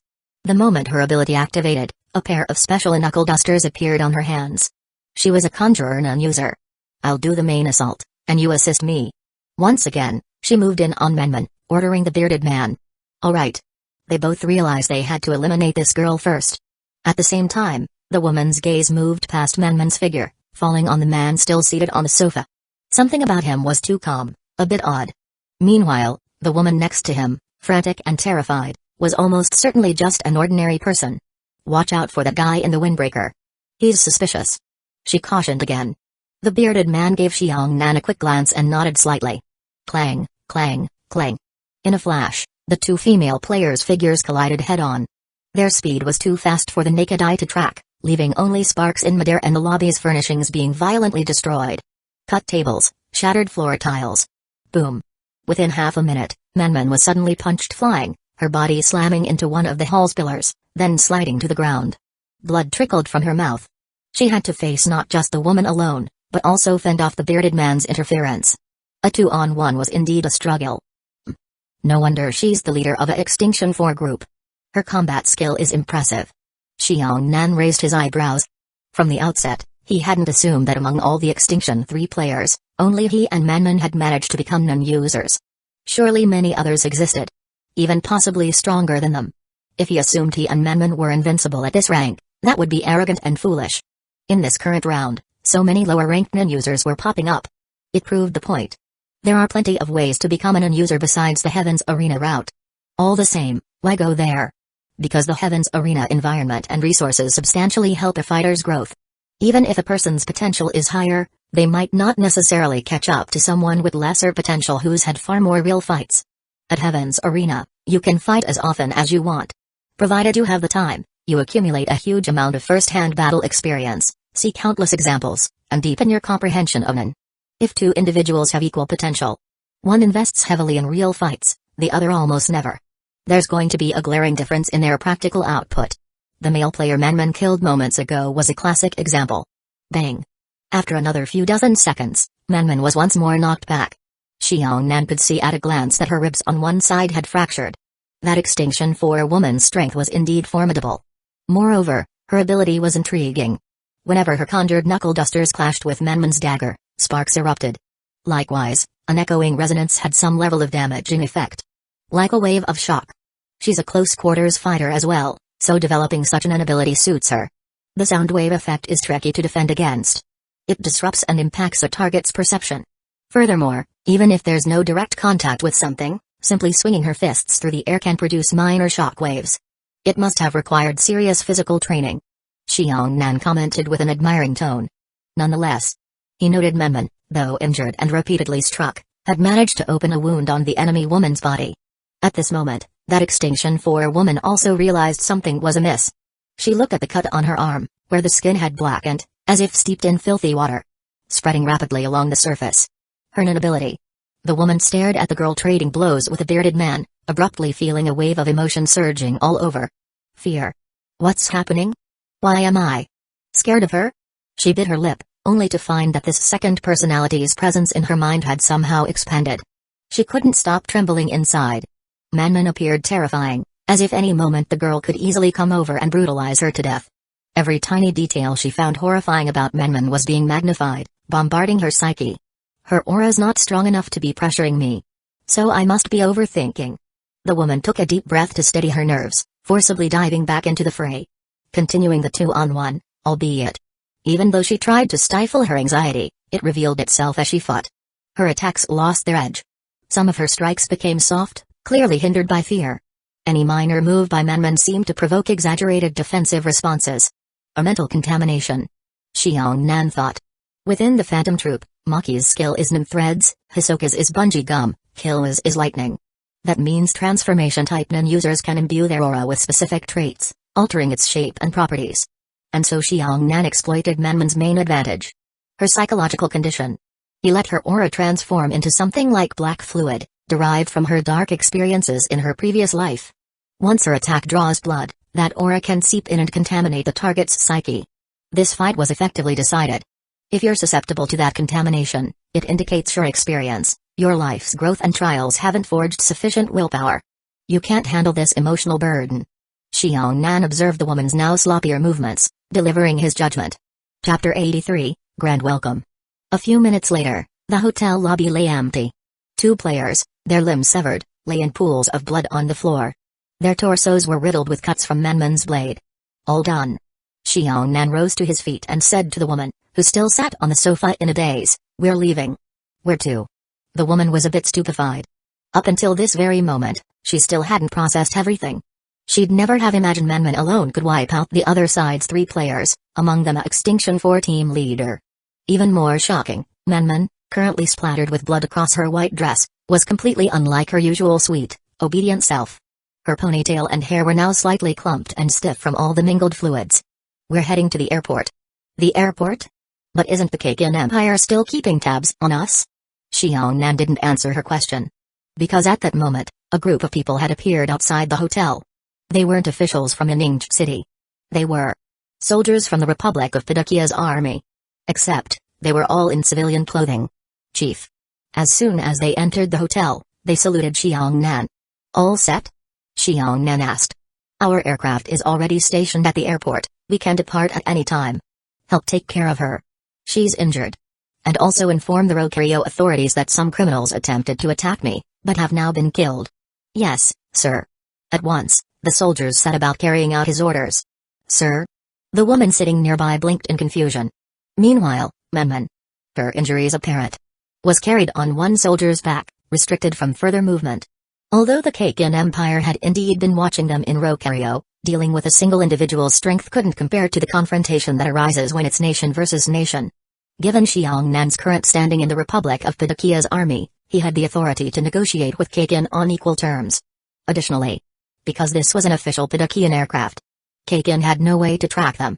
They'd have no idea when Xiongnan left Ningxi City or what time he arrived in Kakin's capital. Indeed, Xiongnan planned to deliver their report to the Kakin Empire under the Republic of Padakia's official banner. All the more interesting. From now on, Padakia is fully aware of the ant problem. He narrowed his eyes, revealing a malicious grin. A few days later, the aircraft touched down at the Kakin Empire's capital airport. The huge airport was unusually quiet, with no other incoming or outgoing flights at this time. Obviously, Kakin had locked things down to greet the Republic of Padakia's plane. Dozens of black luxury cars waited on the runway, and aside from the original liaison who'd met Xiongnan, even members of Kakin's royal family had come in person. One of them was a tall, robust figure, brimming with the style of a professional soldier, Prince Benjamin Huigoer. His bristling hairstyle and intense gaze were like a lion prepared to rip its prey to shreds. Pulsing with a fierce aura. Republic of Padakia's youngest ever Deputy Chief of General Staff? Before the Padakian aircraft arrived, Kakin had already received official communications and negotiations. Rolling out such a grand reception just for one individual. Benjamin read the line about Xiongnan's rank, expression cold. Though the Republic of Padakia was one of the somewhat stronger nations in the human world, it still lagged behind Kakin in some respects. Especially regarding the military. Kakin had the countrywide military academy constantly producing specialized talents for its armies. Few nations possessed such deep foundations. Among them were Nun warriors. One could say the largest collection of Nun users in civil society is the Hunter Association. For the world's militaries, in each nation, Nun users were primarily affiliated with armed forces. Economically, Padakia could at best barely catch Kakin's attention, but in terms of military, Kakin prided itself on formidable might. Benjamin himself, as a first prince and also the vice minister overseeing Kakin's armed forces, took an interest in Xiongnan. He knew that for someone to serve as deputy chief of general staff in a nation's army, especially so young, implied that man must have offered substantial achievements and outstanding ability. Furthermore, Xiongnan's age was indeed youthful. Yet Benjamin had never heard of him. Even more peculiar, Kakin had no real need to greet a foreign official so solemnly, but his father, the king of Kakin, seemed extremely concerned about Xiongnan. Benjamin had no idea why. Possibly, it involved some confidential matter. Hence, he was quite curious. Just who exactly was Xiongnan? Chapter 84, Negotiations. The cabin door opened, and a black leather combat boot stepped out first. Xiongnan emerged from within the aircraft. He looked up at the bright, clear sky and smiled faintly. Then, he descended the boarding steps, heading toward the greeting party from the Kakin Empire. From above, when he was still in the air, he'd already seen the kind of grand welcome the Kakin royal family had arranged. He also knew that the one coming to receive him was the first prince, Benjamin Huigoer. What a pity. Because of the story character status, the two of them couldn't directly interact. Walking in front, behind Xiongnan was a group of soldiers from the Republic of Padakia, all in plain clothes. Also a few dozen of them. Their numbers certainly didn't match Kakin's side. The nameless land? Meanwhile, off to the other side, as he took in the target figure, Prince Benjamin's pupils contracted slightly. He was certainly aware of these people called the Nameless Land. Certain individuals, at certain times, were protected by some powerful force. That would cause one's perception to become confused. Their members hail from all corners of the world, from various countries. A rather mysterious bunch. But whether to call it a force or an organization, it was more akin to some kind of faith, a religion, so to speak, which, for a national government, posed no real threat. After all, their numbers remained small, and most of them came from ordinary backgrounds. There hadn't been any large-scale mobilization of these people, nor did they band together to build an uprising, so they were relatively scattered. Even so, many among them were quite keen on obtaining hunter licenses. A good number of them were non-users. But there were also ordinary people. V5 had once attempted to arrest and study the Nameless Land, but never uncovered any meaningful intel or data. Over time, they concluded these people merely possessed some knowledge regarding NAN and how to become non-users. Nothing that warranted concern. Because there were so few of them, and the truly outstanding NAN experts among them were even fewer. The Kakin Empire, likewise, had conducted its own research on them but found nothing. In short, except for a few special traits, that group or religion was just so-so. However, not many were capable of recognizing a Nameless Land member by sight. Prince Benjamin happened to be one of the few. That odd state of subconsciously dispersing attention and wanting to ignore their existence. 2 years ago, he had felt it once before. Were it not for his curiosity about Xiongnan, he likely wouldn't have recognized which person in that approaching crowd was the actual guest. The majority of Nameless Land's members, if they don't proactively expose their identities, simply cannot be recognized. Those with such a strange status in the Nameless Land are quite rare. Apologies, Your Highness Prince. Our chief, for personal reasons, cannot communicate with you. When Xiongnan and his party met Benjamin, the soldier next to Xiongnan looked at the prince and offered a polite explanation. Can you see his appearance? Benjamin folded his arms and asked the subordinate at his side. That man glanced at the group's central figure and nodded. He has short brown hair, wearing gold-rimmed glasses, dressed in a black windbreaker. His features look somewhat scholarly, but his bearing is very firm. At first glance, you can tell he's also from a military background. Benjamin heard this, gave a cold snort. To think that as a soldier, he'd still subscribe to some sort of religious group. His tone carried obvious disappointment. He spun on his heels and left. Let's go. To the royal palace. Indeed, he'd already seen photos of Xiongnan. But a photo is a photo, and the real person is the real person. He was unclear about the system's masking, which prevented the so-called story characters from properly perceiving a new player-level Nameless Land figure's presence. For the story characters, there'd only be a kind of fuzzy sense of the player's figure, yet that alone did not prevent them from receiving other forms of information. It was purely a system-based measure to protect, and limit, the player, not granting the story character any symmetrical masking. A subordinate soldier then relayed Benjamin's attitude and words to Xiongnan. Xiongnan just shrugged it off.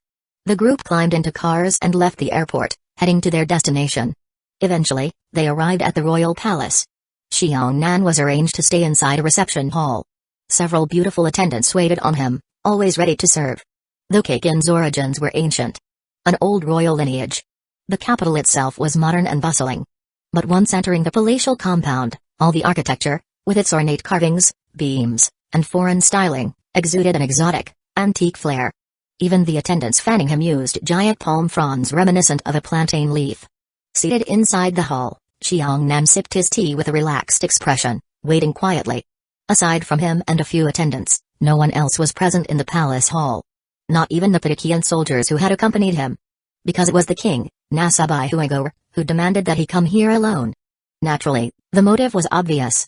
Xiongnan took a sip of tea, checking the time and flashing a faint grin. King Nasabai Huigo had not appeared, he was presumably verifying a few matters with the first prince's retinue. Likewise, he would also question Xiongnan's subordinates to glean more about Xiongnan's temperament and personality. Though in the manga, King Nasabai Huigo looked comical at first glance, like a chubby clown, one shouldn't underestimate him. He had led the Kakin Empire to its present greatness, used beyond Nitaro, or cooperated with him, so that in the future, even V5 had to give way. And in the later events, he planned to sacrifice everyone aboard the Black Whale in order to choose a new successor. All of which spoke to his ruthless cunning. Now that the ants had been exposed to the Republic of Padakia, it was wholly beyond his expectation. In order to ensure Kakin's grand plan could keep advancing, King Nasabai Huigo had no choice but to be very cautious. Xiongnan was just pondering this when footsteps sounded outside the hall's entrance. At last, the main figure arrived. Only 2 people came. One was a story character, his form masked, obviously the king, Nasabai Huigo himself. The other was the liaison officer in charge of the mission when Xiongnan first arrived. But at this moment, that liaison wore a pallid expression, looking very ill at ease.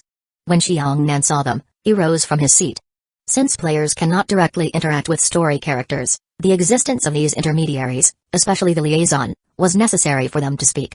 The two men's words would have to be relayed through a third party, bridging that system-imposed gap. Hence, no pleasantries were needed. The king entered and immediately took his seat on the throne, waving away the palace attendants. I never imagined that a senior military figure from the Republic of Patakia would visit our Kakin Empire. Let alone personally undertake a private commissioned assignment? Once both sides were seated, the liaison, standing at the throne's side, perspiring heavily, spoke up straight away. Evidently, this was not his own statement but the king's words. I was just out to amuse myself, traveling around out of boredom. Who'd have thought I'd unwittingly discover the Kakin Empire's secret? Catching the sarcastic inflection in Nasabai's tone, Xiongnan smiled in response. The Kakin Empire's secret? What secret, exactly? Via the liaison, the king feigned a clueless, light-hearted expression. You've seen it for yourself, haven't you? Their conversation had only just begun, yet the two men, Xiongnan and King Nasabai Huigo, already exchanged barbs and subtle hostility in their remarks. The liaison's forehead was slick with sweat, even though he'd barely stood there for a minute. Those ants. Xiongnan narrowed his eyes, emphasizing his words. Chapter 85, Winning Big X Earning a Lot.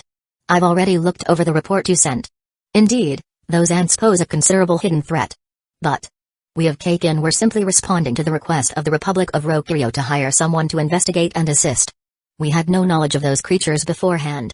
We're just as astonished as you. Is that so? Xiongnan gave a wry chuckle. He immediately stood up. In that case, I guess there's nothing more for me to discuss with your majesty. Saying this, he turned as if to leave. Oh, right. If this really has nothing to do with the Kakin Empire, then we in the Republic of Patakia have nothing to worry about either.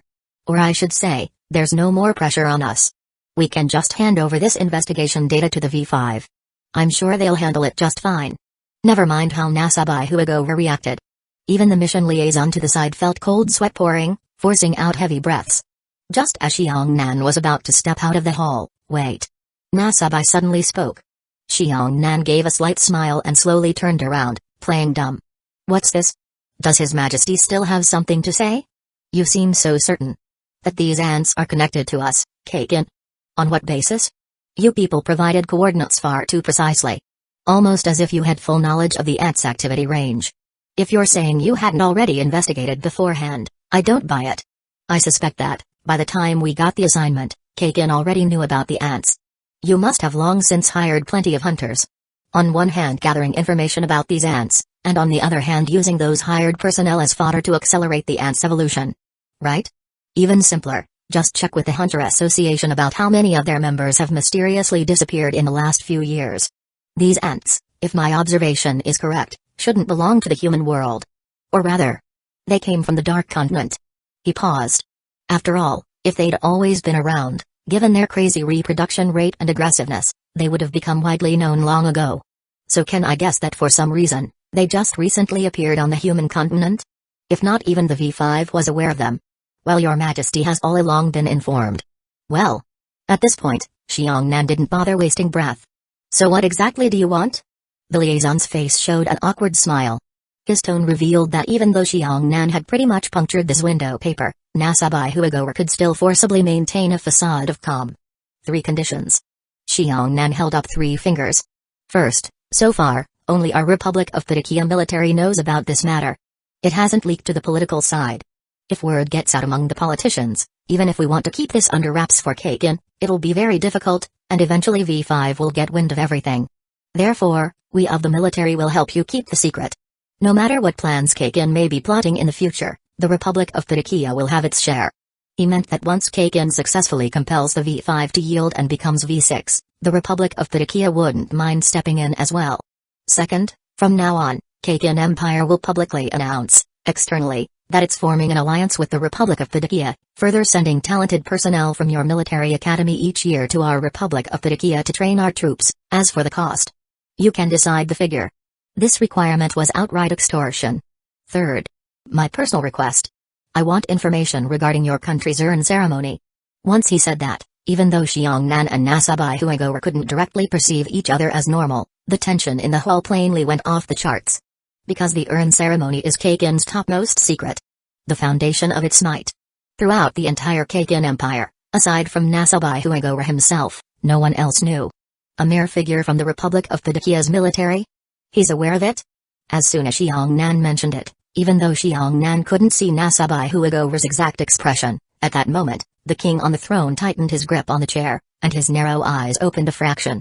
Calm as he was, he couldn't hide his astonishment. Silence. A deadly silence. Compared to the secret of the ants, Xiongnan's knowledge of the urn ceremony posed a far bigger threat. For Huigower, the instant Xiongnan spoke those words, his mind likely flashed with murderous intent. Absolutely cannot allow this man to leave Kakin alive. Even the very hall they stood in. But he's not sure how many other people might already know. If the secret got out, killing Xiongnan alone would do nothing. And just like this ant incident, the confrontation suggests Xiongnan is no simpleton. The ant affair, if leaked, would at worst prompt the V5 to investigate Kakin, hamper future plans. But if the urn ceremony got out, the V5 would take every measure to suppress Kakin or wipe it out entirely, possibly resorting to armed force and initiating war. They would never allow something beyond their control. And indeed, a few of the V5 member states might covet that ceremony themselves. Not possible, huh? Xiongnan asked. Aside from the third request, I can agree to the first two. Hey. Xiongnan's mouth curved upward. Indeed, the urn ceremony was Kakin's lifeblood. He understood they wouldn't accept handing it over. By deliberately pressing for it, he aimed to force Huigower to yield and not haggle with him further, thus ensuring that Kakin wouldn't play petty tricks afterwards. And hopefully, they'd earnestly join forces with the Republic of Padakia in the future. From Xiongnan's perspective, he's also securing himself a ticket and foothold for events yet to come. Though I'm disappointed, I'm not surprised. Xiongnan said. But it seems your intentions are hardly pure. Are you representing the Republic of Padakia's armed forces? Or the country as a whole? If you're just the military's man, I have to suspect that the Republic of Padakia's generals have some grand ambition. That they'd attempt a military coup? If your personal negotiations overshadow the official government, I can see your so-called highest brass might not want you to ascend, let alone overshadow them in the future. Xiongnan's mind flickered. This Nasabai Huigower was no fool, indeed an old fox. Right now, your Kakin is likewise a formidable military nation. As for negotiations, no need to worry. I can act on behalf of my country's armed forces. As for politics, we soldiers don't concern ourselves there. So, you can represent the entire military. Meaning you'll be their leading figure soon, right? Such ambition. Not bad at all. Kakin Empire loves making friends with the strong. With you around, I expect the Republic of Padakia is in for a bright future. But don't underestimate people's motives. Once they discover your ambitions, the current top brass in Padakia's army surely won't be happy. They'll never let you surpass them, or ride on their heads. We'll see. Kakin also grew from a mere little nation to what it is now. They had fully unmasked each other's vulnerabilities. Precisely the reason both sides were compelled to collaborate. At least for the time being, no one would betray the other. Overall, Xiongnan gained far more from the deal. One might say he had a huge harvest. If you need my help in future, just say so. Huigower tossed out an olive branch. For now, there's no need. Xiongnan nodded. He realized the king's emotions must be quite complicated. Through this negotiation, Xiongnan had essentially cut off a big chunk of Kakin's flesh. The king probably wouldn't want to see him around, at least not anytime soon. The urn ceremony. How did you learn of it? Finally, Huigower couldn't keep from asking. Secret. Xiongnan replied curtly. Plenty of players also knew of the urn ceremony, but likely none were in a position to directly threaten him by relaying it to the V5. And Xiongnan, by relying on his national backing, could keep himself safe while convincing the V5. It's just like the ants. Oh, almost forgot. From a personal standpoint, I wonder if your Kakin royal family is satisfied with this mission's results. Xiongnan now faced the mission liaison. That man blinked out momentarily, his face bloodless, eyes wide. On a scale of 0 to 100, how would you grade it? Xiongnan stared straight at him.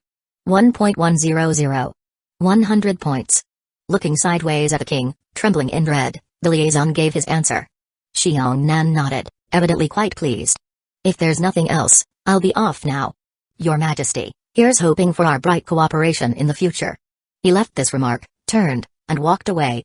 Your Majesty.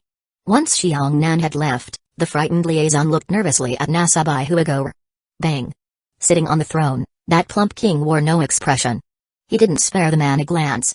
Without warning, the liaison's entire body seemed crushed by a tremendous force, bursting into a spray of flesh and gore. Then, Nasabai Huigo, hands clasped behind his back, headed out of the hall. He now realized circumstances had grown urgent, with major upheavals at hand. He had to meet someone. Ding. Congratulations, player, on clearing the 4th round of the extinction game. After stepping out of the palace, Xiangnan's ears rang with the system's prompt. Because this wasn't like the previous round involving interdimensional rules or the next dimension infiltration, there was no scoring or dimensional currency for him. But Xiangnan believed that his so-called hidden points, personal performance, had surely gone up. This round's mission, evidently arranged by the system, might normally be solved, like how that druid master intended, using the deaths of other players to accomplish it. But in doing so, Kakin would definitely notice you. Once your newbie protection period ends, you'd be in huge danger. That translates into a higher chance of players being eliminated. Of course, to survive, you'd have to grow even stronger. Xiangnan walked through the palace grounds without bothering to admire the scenery, silently summing up. Still, in fact, this round's mission offered excellent players the chance to exploit their knowledge of the plot and skillful tactics for bigger rewards. A hidden quest, so to speak. Players with the ability could leverage the Kakin royal family, discovering the dark content behind the story. That is, reaping direct benefits from them. Whether it's money, connections, items, or information. Each factor serves as the interest one can collect. From Xiangnan's own approach, he'd done about as well as he could. The game's still in its early phase. There's an abundant low-level advantage for players. If this were late phase, players collectively might disrupt events so severely that playing the plot for personal gain would be far harder. On the other hand, those who survive into the late game would definitely be extremely powerful. Right now, with me unlocking a storyline point and gaining from Kakin, subsequent players wanting to exploit Kakin and the ants must figure out a different angle. Yeah. This is further proof the system's intentions match my guess. He muttered to himself.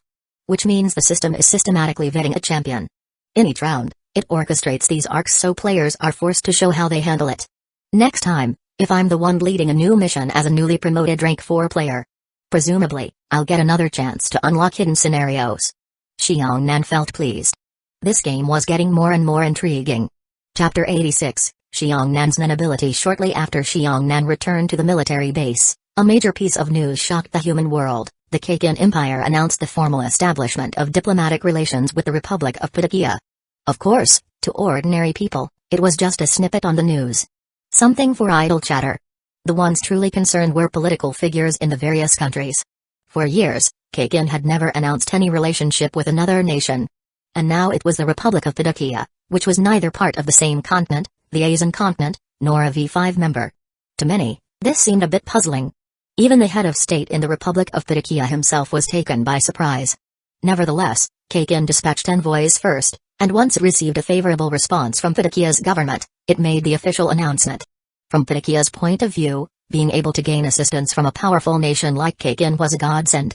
On the surface, all processes appeared lawful and proper.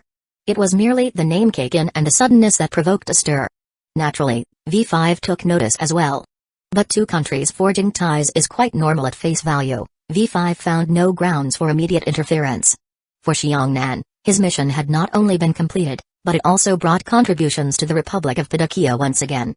Though he had turned down Nasabai Huigover's help, the latter still, when dealing with Patakia's top leadership, dropped hints about Xiangnan's role. Openly or otherwise, implying it was Xiangnan who orchestrated this affair. As a result, Xiangnan, originally a joint deputy chief of staff, was promoted to the rank of chief of staff. His military rank rose another notch. Kakin's behavior was plainly a way for Huigover to study the situation. Hoping Xiangnan would not leak the secrets of the urn ceremony or the ants. With Huigover's and Beyond's personalities, while they appear not to dare act rashly on the surface, there's no doubt that Kakin Empire will secretly investigate the Republic of Patakia, looking for how I came to know about the urn. To figure out how many others have this intel, and bring things back under control. In his office, Xiangnan held a newspaper, reading the large headlines and photos. On the front page, representatives of Kakin and Patakia's top officials shook hands with beaming smiles. True enough, Huigo was incredibly cunning. He didn't show up in person, carefully controlling the degree of exposure so as not to arouse too much suspicion from the V5 or certain high-ranking figures within it. Still, Kakin's quick announcement and the scope of the public statements show how seriously it values this alliance. Working with clever people is indeed refreshing, Xiang Nan praised with a smile. Though if any perceptive players notice this event, they might realize it's related to some player's involvement. Probably as part of the mission. Xiang Nan again glanced at his system screen, which showed 380 remaining players after the round's eliminations. That's more people than after the previous round. If it goes on like this for another 20 or 30 rounds, the player count may stabilize at near 1,000. Entering a crowded late game. Still, thinking of the so-called lazy crew of the stars, the Sky Arena player group, Xiang Nan mused that they were likely not alone in such ways. In time, the system would inevitably drop a hell difficulty round to rebalance the elimination rate. He's still at rank 8, and his combat rating hasn't changed either. Again, Xiang Nan inspected the display for the currently highest level and highest rated player in the Hunter x Hunter world, looking somewhat puzzled. Logically, we at lower tiers have cleared so many rounds. Even if the timing and frequencies vary, how can he be stuck so long? Possibly he's never opened the extinction game at all? Or he's been stalling via some loophole? Or maybe the 8th round is just that difficult? He thought to himself, then shook his head. Enough. No need to dwell on that. My preparations are more or less done. Time to start developing my own Nen ability. Xiang Nan refocused. At present, Menmen was still recovering in the hospital. Once her injuries healed, she'd resume routine training in the base, same as other soldiers. Primarily to improve her physical condition, so she'd have more aura reserves. Otherwise, it'd be too pitiful. During that period, Xiang Nan would shut himself away at the base, pouring all his effort into forging his own Nen ability. He took this very seriously. Likely needing half a year. He'd stay put in the base, not taking any outside assignments, and handle his military duties while perfecting his ability. 1 month later, at a barren test field near the base, Xiang Nan sat on a stone, watching the aura drifting around his hands. He concentrated the aura into his hands, letting it shrink and harden, forming a tangible shape.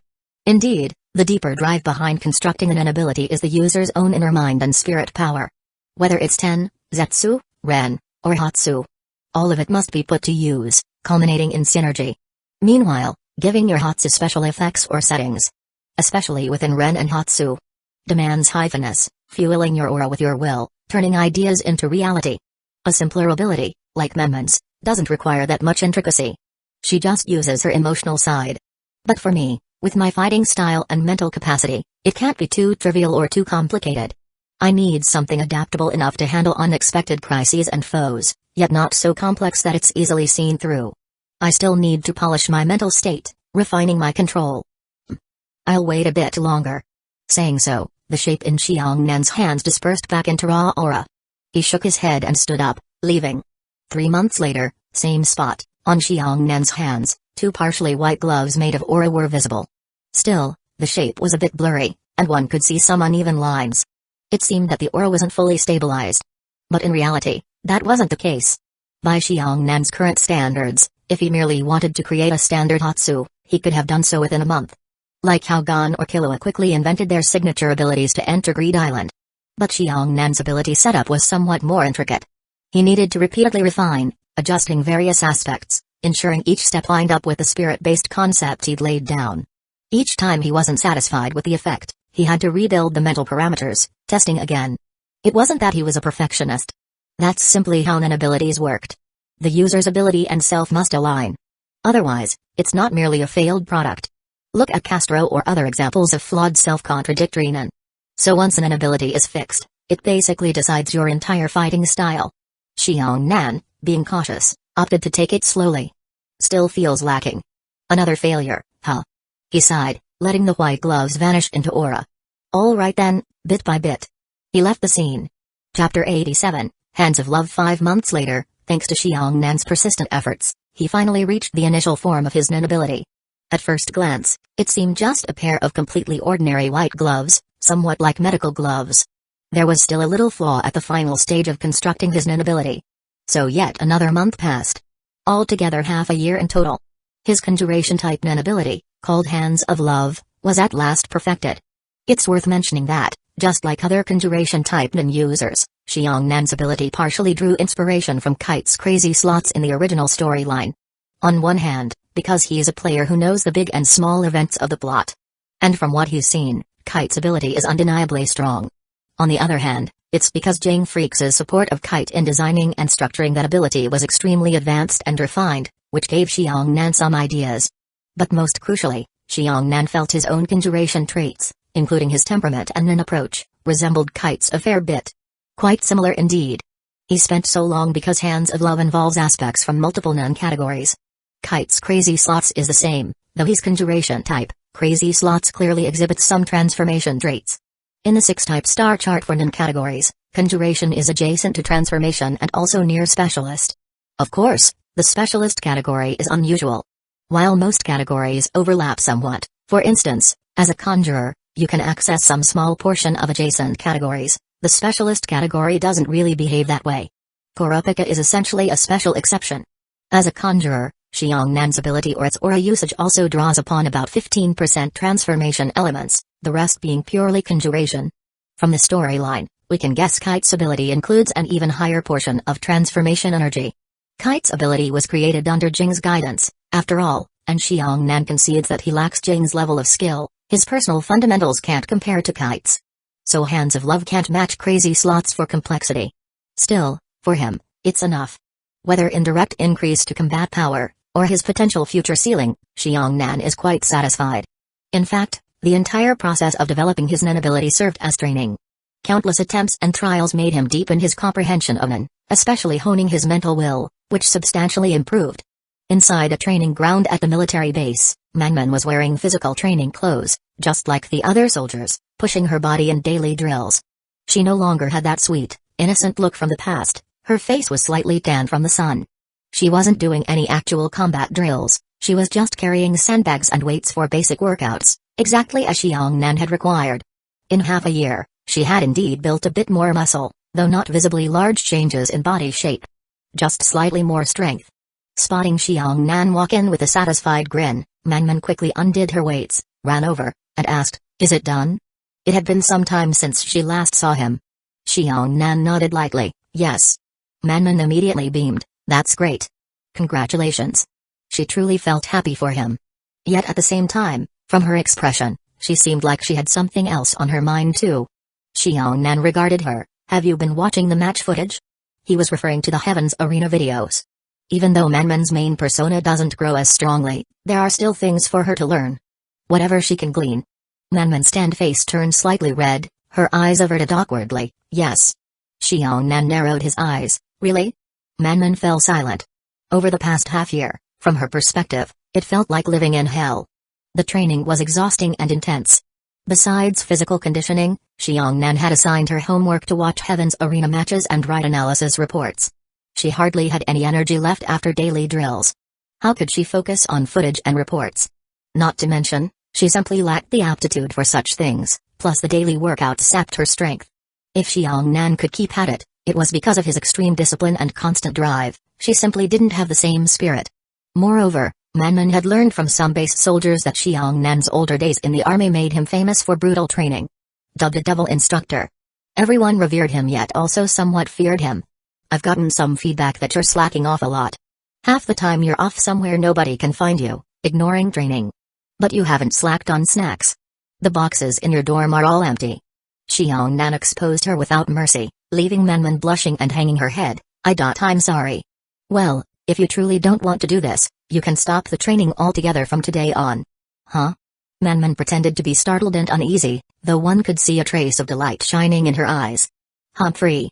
You're a transformation type, after all, and you're starting to show some small cunning ways." Xiongnan muttered, then turned to leave. Manman happily followed, bouncing. Returning to the military base's office building, Xiongnan, in his office, was reviewing the latest data on the official and reserve members of Pandora's Box, as well as recordings of their fights at Heaven's Arena. In half a year, not even Garo and Sigma had reached the 100th floor. Despite being elite soldiers, it went slowly. Meanwhile, the three in the official Pandora Box rank, once subordinate to the National Nun Group, had reached 200 floors, but each had fought 3 matches there, all defeats, no wins. No big deal. I only sent them there for forging experience. Later, I'll figure out how to further polish their capabilities. Setting aside those materials, he opened info about the current Heavens Arena. According to Garo's updates, the Stars group had drastically declined. Only about a dozen remain. Their hold on Heaven's Arena was greatly weakened. By cross-checking, they confirmed someone was apparently hunting the Stars members or had clashed with them. This seemed normal. Since the stars were openly hostile to newbie players, a backlash was inevitable. But apparently, they had provoked someone they couldn't handle. Likely they encountered an extremely strong newcomer player. Or maybe the group collapsed from within, possibly because the big boss behind them died. Recalling he did have the phone number of that hidden leader. Obtained after killing some stars members. Xiongnan tried calling. But just as expected, no one picked up. So indeed, that group can't hold on to Heaven's arena for long. The system's elimination rate stands. He mused that once their high-level boss was gone, trouble or infiltration by other players would surge, changing the dynamic inside Heaven's arena. Possibly that explained why Garo's squad was struggling. More players appear equals more challenging matches. No wonder Garo and the others find it tough. Xiangnan's eyes glinted thoughtfully. Chapter 88, City of Pleasure Gasland. Afterward, Xiongnan had a brief meeting with the military instructors and other advisors sent by the Kakin Empire. He had to admit, those people's combined level was far beyond the management of the Republic of Padakia's military. Extremely professional. For the Kakin Empire to have become humanity's second most powerful national force, just below the V5, they indeed had the capabilities to back it up. For the Republic of Padakia's military, the Kakin Empire not only provided a huge sum of funding, they also dispatched personnel to help train the entire army, and even shared some data on military industry facilities and weaponry. Very generous. Of course, none of that covered Kakin's core secrets, but it was still valuable enough, at least able to give the Republic of Padakia's military a major boost in the years to come. Beyond all that, Xiongnan used his newly developed Nen ability to spar against Menman's second personality. Through live combat, he tested the effects of his own ability. Thus, another month went by. At last, the fifth round of the extinction game began. Xiongnan had already descended into the Hunter x Hunter world for over 3 years. There was now less than 1 year left before the official storyline would start. I think once the storyline kicks off, the system's rules and modes will see some changes. Xiongnan had a strong hunch. Likely it would affect the player's entire ecosystem. Because back in the third round, when he encountered Menman, he used brain surgery on another worldly player to gather some intel about multi-dimensional reincarnation. That info involved not only various anime worlds players battling and killing each other, but also conflicts between one world and another. Like the Kenganashura. Tier lower power worlds which have already become farming ground for higher level worlds, meaning they can be raided at will for resources. Essentially large-scale resource dungeons. This implies massive devastation by invasive players, turning life there into an irredeemable tragedy. They would lead utterly miserable lives, powerless to resist. It went down. Looking at the system screen, Xiangnan's expression changed somewhat. Just before starting this fifth round, on the main display, the ranking of the Hunter x Hunter world had suddenly dropped from 55th place to 60th. So it's beginning, huh? Xiongnan took a deep breath. From what the Kenganashura players' intel said, before a world storyline is triggered, the system maintains a certain rank protection. That's why Hunter x Hunter had kept 55th place. But once the storyline is about to open up, that protection disappears, after which the world gets re-ranked based on its actual total combat power. This meant Hunter x Hunter's rank might fall drastically. Xiongnan never expected it to drop already, even before the story's official start. The lower the rank, the more frequent and likely it gets invaded by outside players. Xiongnan didn't know whether other local players in this world had gleaned the multi-dimensional intel. Hopefully, they'd start making preparations, because if the balance is broken and the world descends into a chaotic, unpredictable course, these local players would suffer as well, becoming livestock. So 55th place was probably earned by the last representative player in this world. After that representative died, the world got reset to be replayed. When a server reopens, only 2 conditions can cause it. 1. The representative player tied to the world is killed, leaving the world in a state no longer fit for player survival. Where not an ounce of space remains, having been destroyed by outside forces. 2. All story characters die. Each storyline character can lead the future in different directions. If they're all gone, the world's potential evolution ends entirely. It's as if a big tree lost all its roots. Frankly, Xiongnan didn't mind the in-world conflicts or dealing with other players. He considered it fun. But the sense of sharing life and death with the entire Hunter x Hunter world gave him a bit of pressure. Like a soldier's protect your homeland mindset. Early the following day, the 5th extinction game officially launched. Like last time, since it was one of the fixed routine games, there would again be matched teams. After having lived through the previous round, Xiongnan was already well versed in it. A noteworthy point. Each player's public data still followed the same template from round 4. Xiangnan's public battle power was still shown as 56. The system, in each step, contains hidden evaluative elements. Even a small figure is highly relevant. Yet, thanks to the half year he spent developing his Nen ability, his real combat power soared from 156 to 311. More than doubled, even surpassing Manman's highest figure by 100 points. Meanwhile, his maximum power still displayed as unknown, for reasons unclear. Because of his level, Xiang Nan directly served as team captain, able to pick and choose teammates. The number of players in the team was also at his discretion, but once a teammate joined, they couldn't be replaced. Xiang Nan didn't have rigid requirements for them. So after a brief recruiting shout, he formed a 5-person squad at random. Manman, on the other hand, was forming her own team. Although Xiang Nan helped her carefully pick members, with her brain and personality, she might or might not succeed. Whether she could pass the round, only fate would tell. During their parting, the only help Xiang Nan could give was some detailed instructions. Especially about unlocking storyline arcs. Her group had 7 members, so if a clever, scheming player happened to appear among them, Xiang Nan signaled for her to share certain storyline secrets to plan a strategy together. Of course, that could be dangerous. Once profit is attached to the mission, the self-serving nature of players might escalate into a bloodbath. Fortunately, Manman's own power was substantial. Xiang Nan wasn't worried for her safety. But the potential to clear the mission. That was her own fight. Shortly after, Xiang Nan left on his own, departing the Kotaki city by airship en route to the Yorubian continent. He was headed for a location in northeastern Yorubia, an urban center known as the City of Pleasure, called Glam Gasland. This city's cultural vibe was rather unique. It boasted an abundance of theaters, opera houses, music halls, and private performance stages. Heavily oriented toward the arts. People from all over the world with talent, craving fame, flocked here daily, hoping to make it. There was even a saying, once you've conquered Glam Gasland, you're effectively a top-tier artist in the entire world. When Xiang Nan set foot in the city, he saw how the rumor was no exaggeration. Its layout and building designs, even the way the local folks dressed, were uniquely elegant. At least from an aesthetic standpoint, this city gave off a refined, cultured vibe. Artists, musicians, circus or dance performers. One might see them anywhere. It dazzled the eyes and often made passers-by pause to watch. Still, Xiang Nan merely glanced around. As a soldier, his artistic sensibility was quite limited. He wasn't especially interested in the city's artistic scenery.